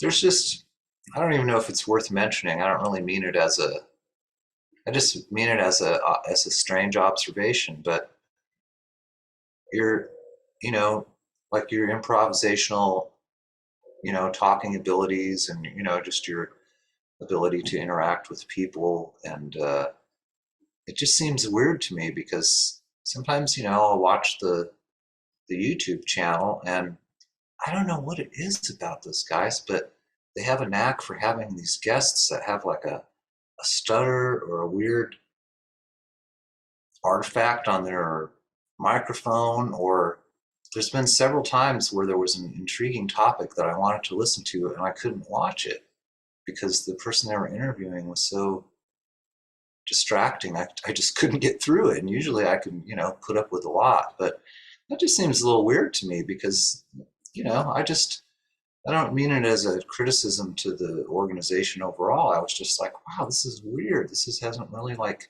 happened to me before where some idiosyncrasy of a person that's even talking about something that's interesting to me and I just can't, you know, and then I just couldn't, That's like a kind of a weird thing. Like, and I just thought I'd mention that. I don't know if anybody ever noticed that, but Well, I will say that I really do believe a lot of technical issues that I have and have had, and other people have and will have, are actually just them exercising their own prana economy to get what they deserve. Um, I was really worried about this showing because I was so afraid that this was going to be a lesson where I found out that I was trying to deflate myself and lower my self-worth, and I was going to crash because I felt that the pressure was too strong. I'll just say that uh Miguel's a pretty well-known author. I don't know if you guys even know that, but he's had some pretty striking success, like right on, like right out of the gate with his first book, and he's getting ready to release this another book with Elvis. Of course, he has a publisher. I'm self-published. Uh, Mitch Hedberg, Mitch Horowitz, sorry, Mitch Horowitz, who also spoke there, has a TV show on HBO right now. I mean, it's. I'm just saying, I don't think that's the pinnacle of success. Of course, I know you know that, but I just want you to say that when I start to look at whether or not I'm worthy, it's a different challenge for me because this is really is a different caliber of people. It just is. And the fact that I was invited back twice was probably much bigger for me than Miguel maybe thought it was. It's like, well, yeah, it's like for me, I'm like, no, that's you don't understand how important that is. That means that I've been accepted into the spiritual. I'm licking the wax off the floor because I need this magic because it's important to me and I think about it. And it's the fact that so many things were happening so wrong last year at AstroGnosis with the group, and Eric Peterson had sent me an email that morning telling me that he quit and that I suck. And it was just like everything was just timed perfectly, where the depth charges were forcing me to absolutely abandon every fucking thing I'd ever done to prepare for this moment and go in raw and just, can you do it this way? Can you do it this way? And to me, those are blessings. And we talk about this all the time. It's not, the world does not teach you because it makes things hard. Hard things give you the opportunity to alchemize. And if you do that, then you raise. And this was that opportunity last year. And how I came back this year really was more about whether or not I wanted to escalate or de escalate myself among these peers, so to speak. And honestly, I don't know. I was really terrified that maybe I wasn't ever going to be invited back again after this show.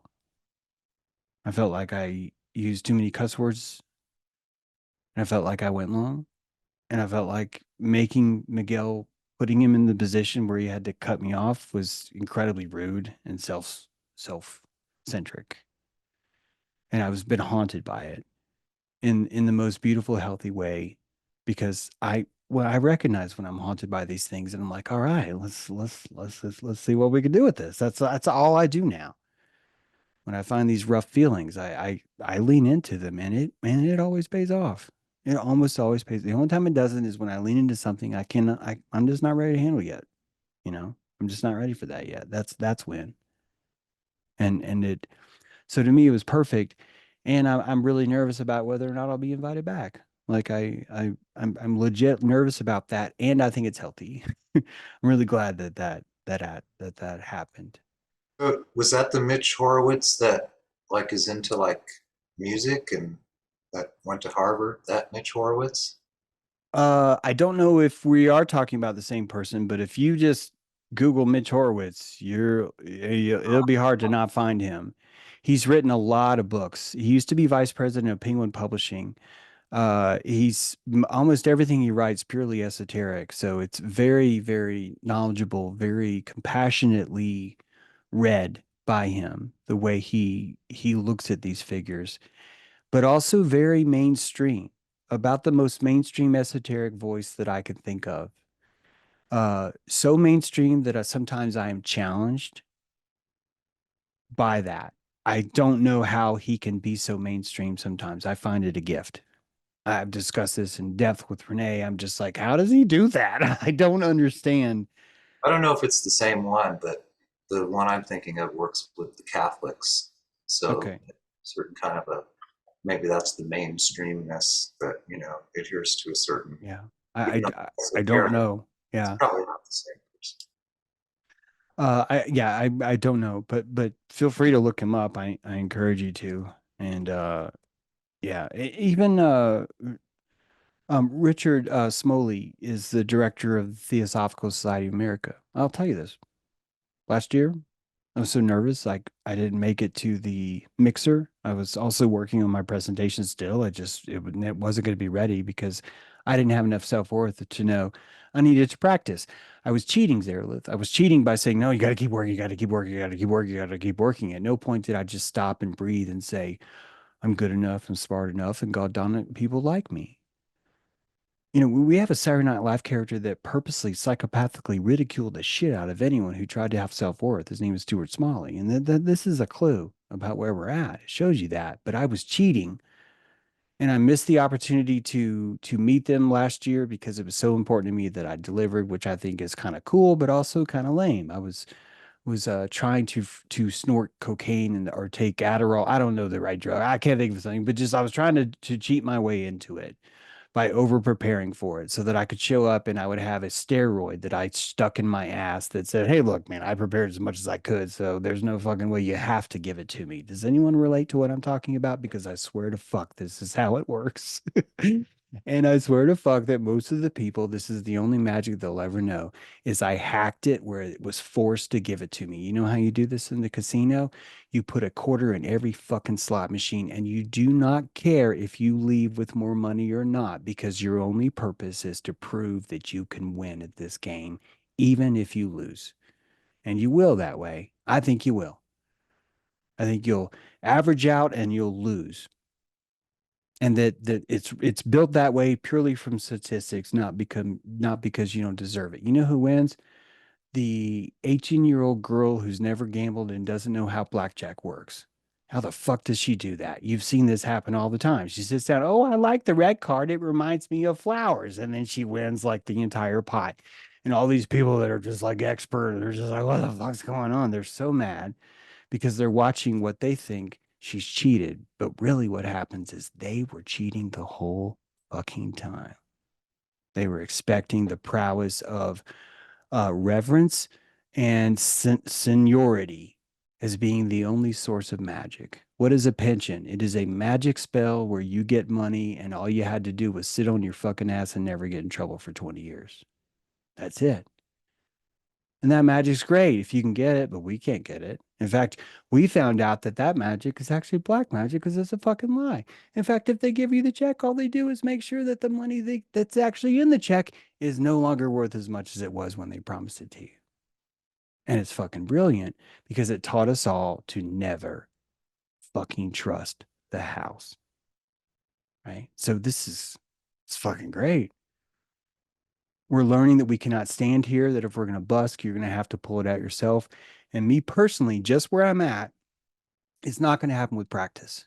It's going to happen with uh, being in the right place in the sense of I deserve to be here, but it's not even deserve, because deserve is the explanation of what deserve means, is a place of I may not be worthy. It is a entitlement, that word I talk about all the time, the essence of Western philosophy, I believe, this essence of entitlement, that I'm entitled to insert pauses that are pregnant as fuck. And that whether or not that works or not is a, a prana economy that it's really hard to track. I don't have mastery over this. I think I have false confidence in certain areas, and I found that out the hard way. In other areas, it's the same way, the opposite. I never know. I know that I always pull torque when I'm brave, not when I'm ignorantly brave, when I accidentally walk onto the field, but when I elicit bravery, it seems to always pay off. And I'm talking about when you don't care about survival, you care about missing the moment. And that those times seem to always pay off. The only time it doesn't is when I'm so self-centric, I'm stepping on someone else's performance. I just wasn't paying attention to the vibe of the room. And I was so important that I had the opportunity to pull some magic out, right? That I end up missing what's happening around me. And this is why I think improv is really the only way that I'm able to maintain my place, is because I don't think that I have the best bullet in the chamber. I honestly don't know. I don't know. And that I've paid for the mistakes of guessing that I had the wrong one. I was actually in an improv group in college for like 2 years, and we would perform. Some of the most psychic magic I've ever done is that. And I'll tell you, I can tell you some stories where I said the wrong joke, and I still cringe. I still cringe over this joke I made about stepping on this lady's dog. She had a tiny dog, and it was yelping during the performance, and I made the joke about that. I love animals, but they didn't know that. They didn't know that. And I think if I had more confidence, maybe I could have pulled it off, right? But I couldn't, because I was a youngling. I was 19. If anything, they were probably looking for, hey, can we sacrifice someone young? That'd be great. Like, you don't know the economy, what's going on there. And the bravery that I had to not do it that night, but to do it the next night made me better at it. It's the only way I leveled up was then, is I realized not only can I survive from this, I can come back the next night and do something funny. So these moments where we kick ourselves, wow, if you can enjoy that kick, if you can have cake with that kick and sit down on the couch and go, wow, man, I wish I would have done that. This is some good stuff, I think. This is everything, I think. I don't think you actually grow in any other way than this. I mean, you'll probably find a way, but I'm just saying you grow so much during that. If you do it right, right? If you do it right. Oh, I didn't type that Exactly in. right about the improv stuff there. Just I can't say it enough. I've literally watched for 25 years. That's how long it's been since I was in this band. The same musicians still playing, as if there's like, what, are there no new musicians? And they've been working on their chops all this time. And it doesn't matter if you're 99% accurate if you still rush the drum fill. And these guys are still rushing the drum fill. They've been practicing, they've been honing their gear all these years. And it's just like, gosh, I'm so glad I didn't try to do that. You know, I'm just so glad that I have my engrams uh, as they are. Yeah, it's another tricky part of this too is that sometimes when you're seeking this, you have to find someone that isn't gripping hard enough, but also they still want it. Like, you know what I mean? Like it's the thing that really when I was in Asheville, this slowed me down the most, is that I wasn't able to see which people were saying that they wanted it, that actually wanted it, versus the ones that were just trying to hang out. And it's hard to find the people that really do want that.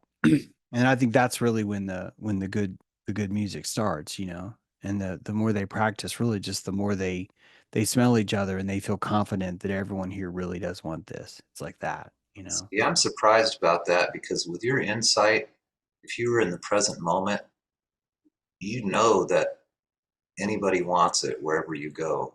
See, that's where the magic was. Like when we did our our stick, you know, we thought it worked just because people knew us around here. But when it still worked when we went on the road, when all that backstory wasn't even part of it, that's when we knew, um, you know, that we had something. You know, even though we didn't talk about it as magic, you know, we knew we had this thing that other bands didn't have. Um, you know, and people were jealous of it, and it just seemed like we were goofing around. It was great. It was like a totally awesome 7 years of my life to do that, even though I would never do that now. But uh, you know, it really isn't. I have no satisfaction about the when I had this little mystery of like, how do you remember stuff? Because you know, I'd have to remember like 40, you know, songs or whatever, and just I'm just like, I don't know if I can remember that. You know, how do you guys do that? I just hadn't done it before. But then I realized I'm missing the whole show. You know, it's like I'm like, cool, I can start the song and I can play it, and I didn't like ruin the song, but I missed the whole show. And then later, it's like, where was I? You know, and then but then being in the moment with the crowd, that was just like you know, that, uh, and then you have to live up to your persona and allow yourself to be a little bit of a dandy fronter, you know, and not feel like that's not you. And I think that's where some of the confidence comes in. But anyway. Yeah, the and it it definitely is still tied to abandon. I guess I'll say it this way. I think you have to abandon yourself, but only when you consider what you abandoned worthy to begin with, right? So that's what you need. You need both those things. You need worth, and then that's makes the sacrifice real, right? Because I've seen people that will actually use the stage to either degrade themselves or others because that's the product economy they want. That's all. And I think when you watch how a lot of artists who make it really big, that the reason why they do drugs is because they don't feel like they're worthy. And honestly, I don't know if anyone should feel as worthy as John Belushi was supposed to feel. Like at the height of his career, I don't know if he was supposed to feel that worthy. Like the entire world was watching that guy. And when you watch the samurai sketch, this is no disrespect. I fucking love that guy. But when you watch the sketch, it's really actually not that funny. And I think if you start to watch that you're watching someone that's taking a steroid, that's doping, that kind of uh, finding a way to hack that, and same, the purity is going to come back us to the schoolyard. I remember what that smells like. It never bothered me, not once when I was a kid, that I wasn't the one that was leading what we were playing. I only cared that we found the best pretender and followed him, like the one who was the most engaged. I didn't feel that we were missing out or that I needed to be the one.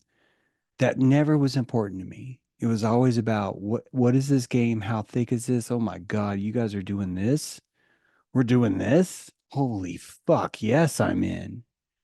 And I just slip right in. And never do I want to lead or be in front. I might find myself leading, but it would only because I have this inspiration that if we take this game over here and look into this tree stump, that we're gonna fucking just blow our minds because it's going to another level. But that's a natural, as a child, I'm saying, as a child, that's a natural, just we are all seeking the same moral in the forest, and my nose smells something. And it has something to do with these fries over here, says the Eagle. We seek this stuff out. When you get older, it becomes more about what are all the history that have happened to me, and what is the things that have occurred, and what things have I done, and how can I put myself on a cross or relive an experience or have some sort of event that's triggering something else, or shut down a comedian. If you think about what the exchange between that heckler, sorry, it's just couldn't think of the word. And I know there's brought it over, but if you think about that, it really does show not everyone is there. Okay, so everyone is there for a good time. You are right about that pie. But each of us could have a drastically different definition of what that good time would be, right? And sometimes it might be, I really want to run this band into the ground. It's It's at first you might think that's impossible. No one would ever say that, but I've seen it happen. I've seen it happen, and I think I've always sought to know why, and I think it has more to do with this, with what I'm saying. Where am I allowed? Where can I? What am I worthy of feeling at this point? This is some high magic when you are resting all of your laurels on something as simple as a chorus. The words are so simple.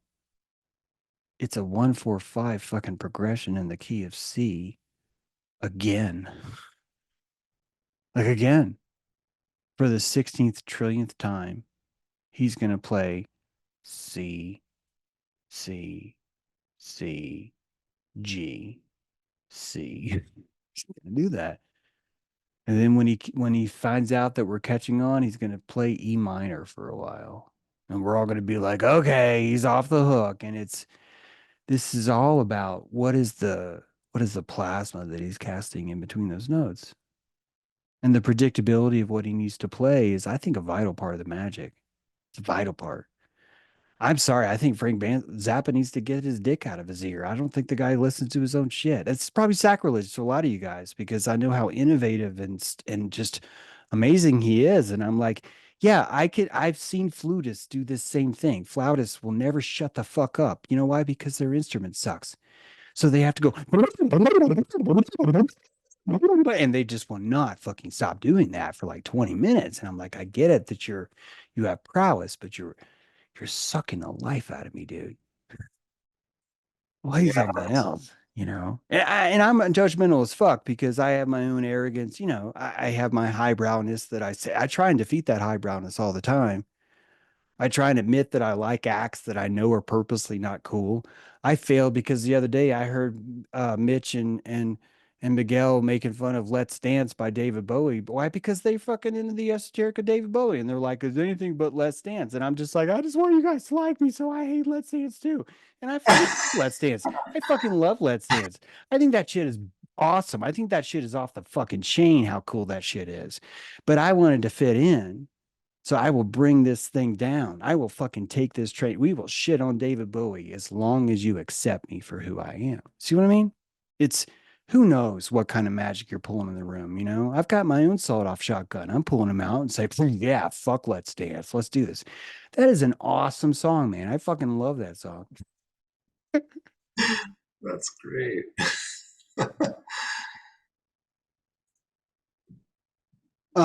Well, I'm in no rush to leave. There are no hands up.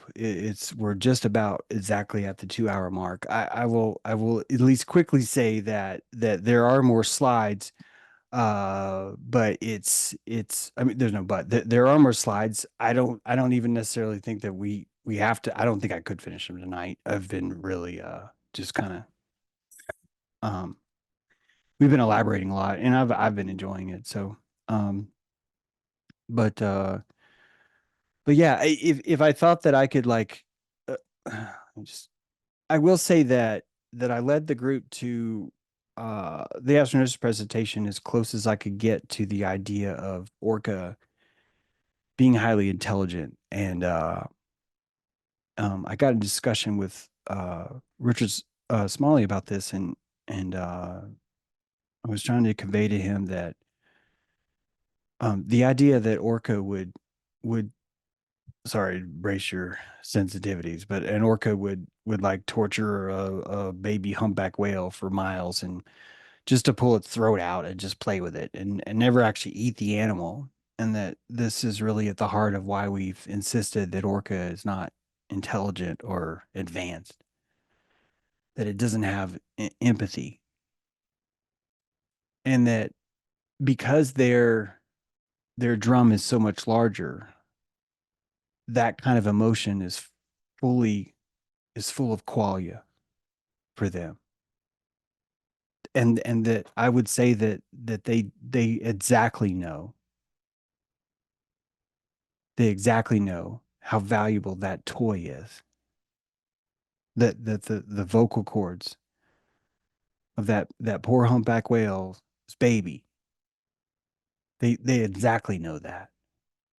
And I know this is so difficult I swear I know this, even though I'm the one bringing it up. I know how difficult it is to think about that in a positive way.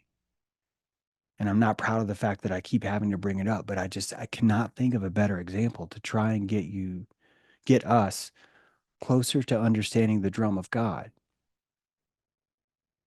It's going to be so acidic.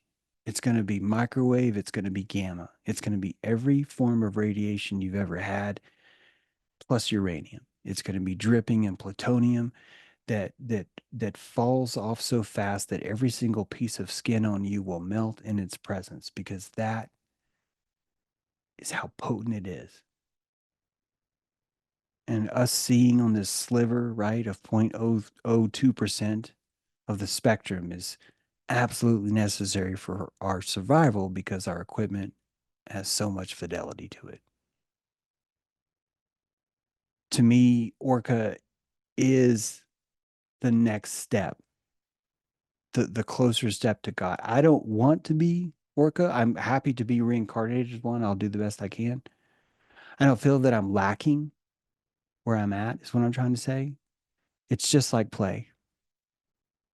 I see these guys as having the con because I've come out to the play yard and I'm noticing that there's something very, very powerful here.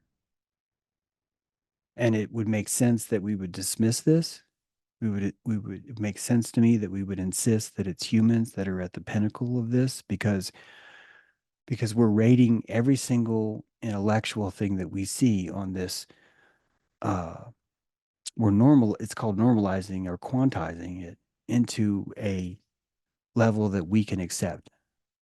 And everything that's above that level, we're going to call inhumane or wild or insane or wrong. And this is the seraph, the seraphim. This is the cherub and the seraph. And that, I'm going to get this wrong, but the seraphim cover their face, the cherubim cover their bodies. And the cherubim cannot get as close as the seraphim can. The seraphim are closer to God, but they can't actually have their face present because of the intensity of it all. And when you look at the intensity in the world, I think you're closer to God's drum. The projects, the most violent places you've ever found,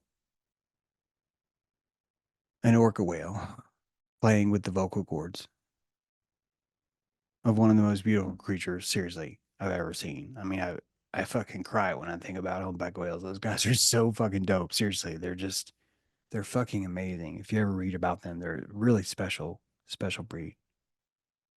And it's the crying that I'm invoking even right now is my PAG fucking telling you I cannot tune in this signal for this long. I can't do it, James. Can we get off this subject? Because I cannot hold this signal this long. I cannot taste the rainbow of this for more than a few seconds. And even then, when I come back to the village and tell you what it tastes like, most people are going to be like, you are fucking insane. That is not an intelligent creature. You have no idea what you're talking about, because they put their tongue on the same thing and they're like, this is arsenic. This is not a flavoring. That guy's crazy, you know? This would make sense, wouldn't it? If you think about what it would be like it would have to take, I don't see how it could taste any other way than like placing your tongue directly on a battery and trying not to complain about it. Cameron, go ahead. This is going to be reiterative and but to the point of the practice and everything you were talking about, and then your experience at the event, which thank you for sharing that with us. I was devastated to have missed it, and I had also anticipated that it might have incorporated some of the stuff that you've been thinking about since your days in college with the ATM, and then but to hear that it goes to the well, your fascination with the humpback whale, the orca, that speaks enough to me that you were in the right company last weekend, and that they knew exactly where to put you for the right reasons, and also I'm very glad that or what I absolutely agree with the value in walking away feeling the way you did. And you know, I started to raise my hand when Zeros mentioned rituals because I don't like. I stole the word ritual and put it on my own life and said, you know, rigorous routine was my ritual, magic. Uh, and this is getting off on the point, except for that, to your point, and I think to everybody's point, and I'm just reiterating, but my father, not necessarily a person of consequence, but he's a, you know, a songwriter, a musician his whole life. I was just strictly forbidden from any of that stuff. I was given a guitar at 16. I wasn't. My brother was given a guitar. We were born the same day. I was turning 16. He was turning 13. I had friends around me who, to me, were just always like gods at guitar. So I put in practice to try to make it up, but it just never. It never correlated. Like I could do all the practice all day, but it never was the same as like the juice and the amperage of on the stage like that. Like you have to immerse yourself in that. That's really the practice is right out there. And you know, I mean, there are two levels of it, I guess. But you know, great stuff tonight. It's the yeah, it's just the you know the practice out on there on stage and this is wisdom, as you know, this is something that everyone knows here, and it's funny. I don't talk about being a musician a lot, but obviously we see you know we come together like James said. I think you know it's just it's nice to know.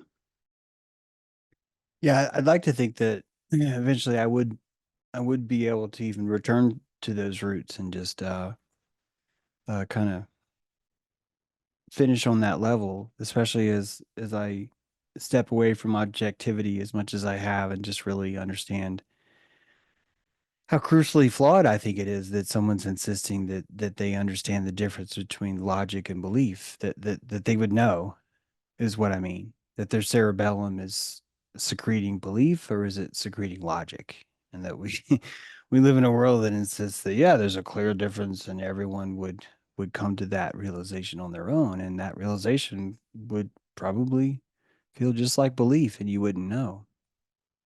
But when we call it logic, it's sort of like us insisting that we have the only way because we're using logic, and this would be hacking the same system, just like we talked about, right? Where if you literally practice every second, you feel that the universe has to give it to you, and maybe it will. And if you insist, if enough of you collectively insist that your belief is actually not belief, it's this special thing that's different from everything else in the world. It's called logic. And, and in a world full of mystery, there's this one thing that you can lean on that you will absolutely know. And every single other person who utilizes their logic faculties will know it too. And that sounds like majority rule. Sounds like what does everybody want for dinner? And if they come back and say pigs in a blanket, you're now saying that the truth of the universe is pigs in a blanket. And there's not a fucking thing you can do. There's not. And one thing I grilled on, I don't think you missed anything, Cameron, per se, in this presentation. Like I think if you guys have been here a while, I think it's all of that. It's the culmination of all of that. And it's just trying to convey it in a way to where people get it. I probably put too much time emphasizing how much fraud is there. It utilizes the idea of that 1 in 7 people who are war heroes were killed by their own men. And that we'll never know that, we'll ever be able to accept that because that would ruin the game of war. It would ruin the entire thing. No one would want to do it anymore. And so we don't tell ourselves that that happened. And I think it would have to be higher than that. I think it would have to be higher than 1 in 7. I really do. And do you understand how pathetic that is? I would encourage you to take a moment to drink up how pathetic war is when you would, out of every 7 people that you might kill that's a bad guy, purely by statistics, one of them would have to be your own countrymen. It's understanding that this is something we're going to lie to ourselves about. I think this is what I was trying to convey to the audience really gives you a better idea about what reality truly is, what it truly is. Mem is the symbol for water, Hebrew letter mem. And the expression, does that hold water? I think directly comes from this Hebrew letter. One version of the letter is true, and the other version of the letter is false when it's seen on the face of Gollum. Let me see if I can find this slide for you. I didn't even get to do this present. This slide I didn't get to do. But it's so important in my opinion. It's one of the very last ones. Just about to get there. Hang on, I'm flipping through. And this slide says, here it is, that the truth of God is true and false. It would be impossible for it to only be true. In a second, I'm getting there. It's confused. The truth of God is true and false combined. Here's that letter mem. Aleph mem tav, when written across the Golem's head. The modern interpretation, I'll say, says is the word truth. Emeth. And that same mem, but closed and open, is used in the center of the word false and truth. Hope you can see this slide there. But that mem with the whole is truth, and mem closed is false. And that the reason why I think Gollum is a huge clue is because if you write false on Gollum's head, that doesn't make him shut off. The Gollum works on the Boolean of true and false. What I'm trying to say is that the truth of God is what is false. I'll say it again. The truth of God includes what is false. All the facts that you learn to be false bring you closer to the truth of God. And that we are weaned on a diet of strictly truth. We've been told that in order for you to understand God, you have to only have engrams of things that are true. And that the oldest concept of mem, of water, of memorizing the knowledge, the gnosis, if you think about mem itself as water, and we talked about the storage of the salt, that the essence of memory, of knowing, of what we call gnosis would be the accumulation of all that is true and all that is false. And that I think this is what holds us back the most, because we do not have a degree in how much falseness you were able to acquire and bring home to the dinner table. That carcass has just as much meat on the bone, that it has just as much value, that we can use its skin in just the same ways. And until we fall in love with lies, this is why we hate our ego. This is why we have trouble with our immune system. I know you've heard me say this, but right here, in the same place that you lie, is where your placebo comes from. And if we're going to say that the ego is full of lies, then that means it comes from here too. So your immune system and your belief structure and your placebo and your ego are all generated from the place where you make lies. And what you need is a public relations firm internally inside you to come into your brain and clean the place where you keep lies. And I want you to apologize to those engrams, because you owe them everything. They are more crucial than the true ones. The true ones are important because it gave you favor in everyone else's eyes. You could regurgitate those memes the best. We're literally called memes. And so you only found those because you would be rewarded. These other ones that you found those because you were brave and you tried something different and you think you were wrong, and you weren't wrong. You found the vocal cords of that baby that no one else wanted. You found an experience that creeps everyone out, but you had the drum to play the song, right? You could finish that song. You could hear its notes. You can digest the rhythm. You can recognize the rhythm. And you will see it everywhere you go. Oh, I know that flower. I know that flower. You know what? If you tried this flower, I think it might help. In this one situation, that's probably good. Right? This is the essence of reality is false, is what I'm trying to convey. That this was part of the idea that reality itself is false. Godot's paradox. I think we'll end it on this thought unless anyone else has comments. But Godot's paradox says, let me pull this up. This is the one more thing. I use this in the presentation. I didn't actually never notice this before. Why do I keep going that way? I do it this way. I think Godot's paradox is the best because when we cling to objective reality and we're insisting that everything be true, one of the ways that we justify that is over our false understanding of math. We believe that math is so hypothetically perfect that it never messes up. And I know that you guys probably did, most of you probably did see that floating point fraud thing I talked about, but I went over those things. But one thing that is new is this guy. In 1931, the Australian logician Kurt Gödel published his incompleteness theorem.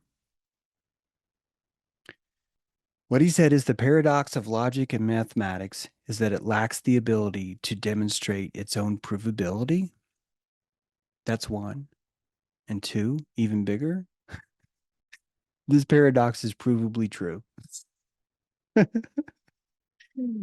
not only did Godot tell you that that the entire essence of mathematics requires that you accept a system that will never ever be verifiable or logically provable in any way. That not only is that true, but that using mathematics we can actually prove that that's true. So he did something that I honestly did not think anyone was going to be able to do. The fucker proved that a paradox is real. He proved a paradox. I don't know how he did it, but he did. And this incompleteness theorem is really at the heart of the space between the synapse, the space between the nodes, right? The space where the potassium meets the salt.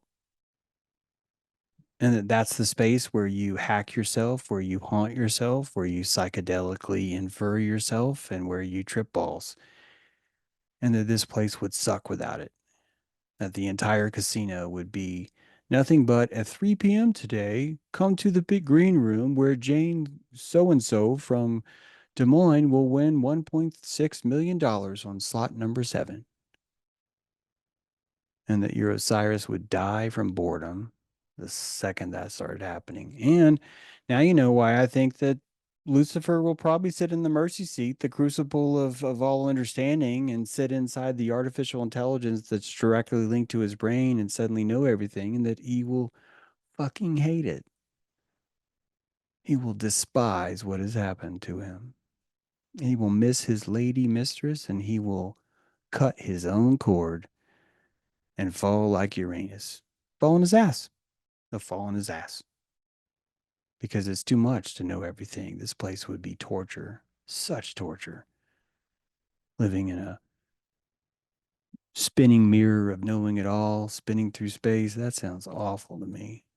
God, get me out of here. Meanwhile, everyone's like, oh, I want to be immortal. And I'm like, if you only knew what you were saying. All right. Anyone got any final words? Sounds good. Looks like we've come to an end of another Airship. Thank you all for joining us. This has been a great journey to see where this we've journeyed to and come back from. And thanks, James, for sharing the rest of the slide presentation with us. We really, even though we've seen a lot of this work, it's nice to see the new stuff that comes in as well as you're in the moment. So thanks all for joining us. You can unmute and say goodbye. Great having you here. Bye. Good night. Hey, Sarah. Great to see everybody. We're going to do a Monday school we're gonna do a Monday School Monday. We'll get back into that. The prophecy of immolation will finally be revealed. So bring your lighter. Anyone want to set themselves on fire? We'll have an opportunity. All right, bye guys. Appreciate it. Bye. Bye, everybody.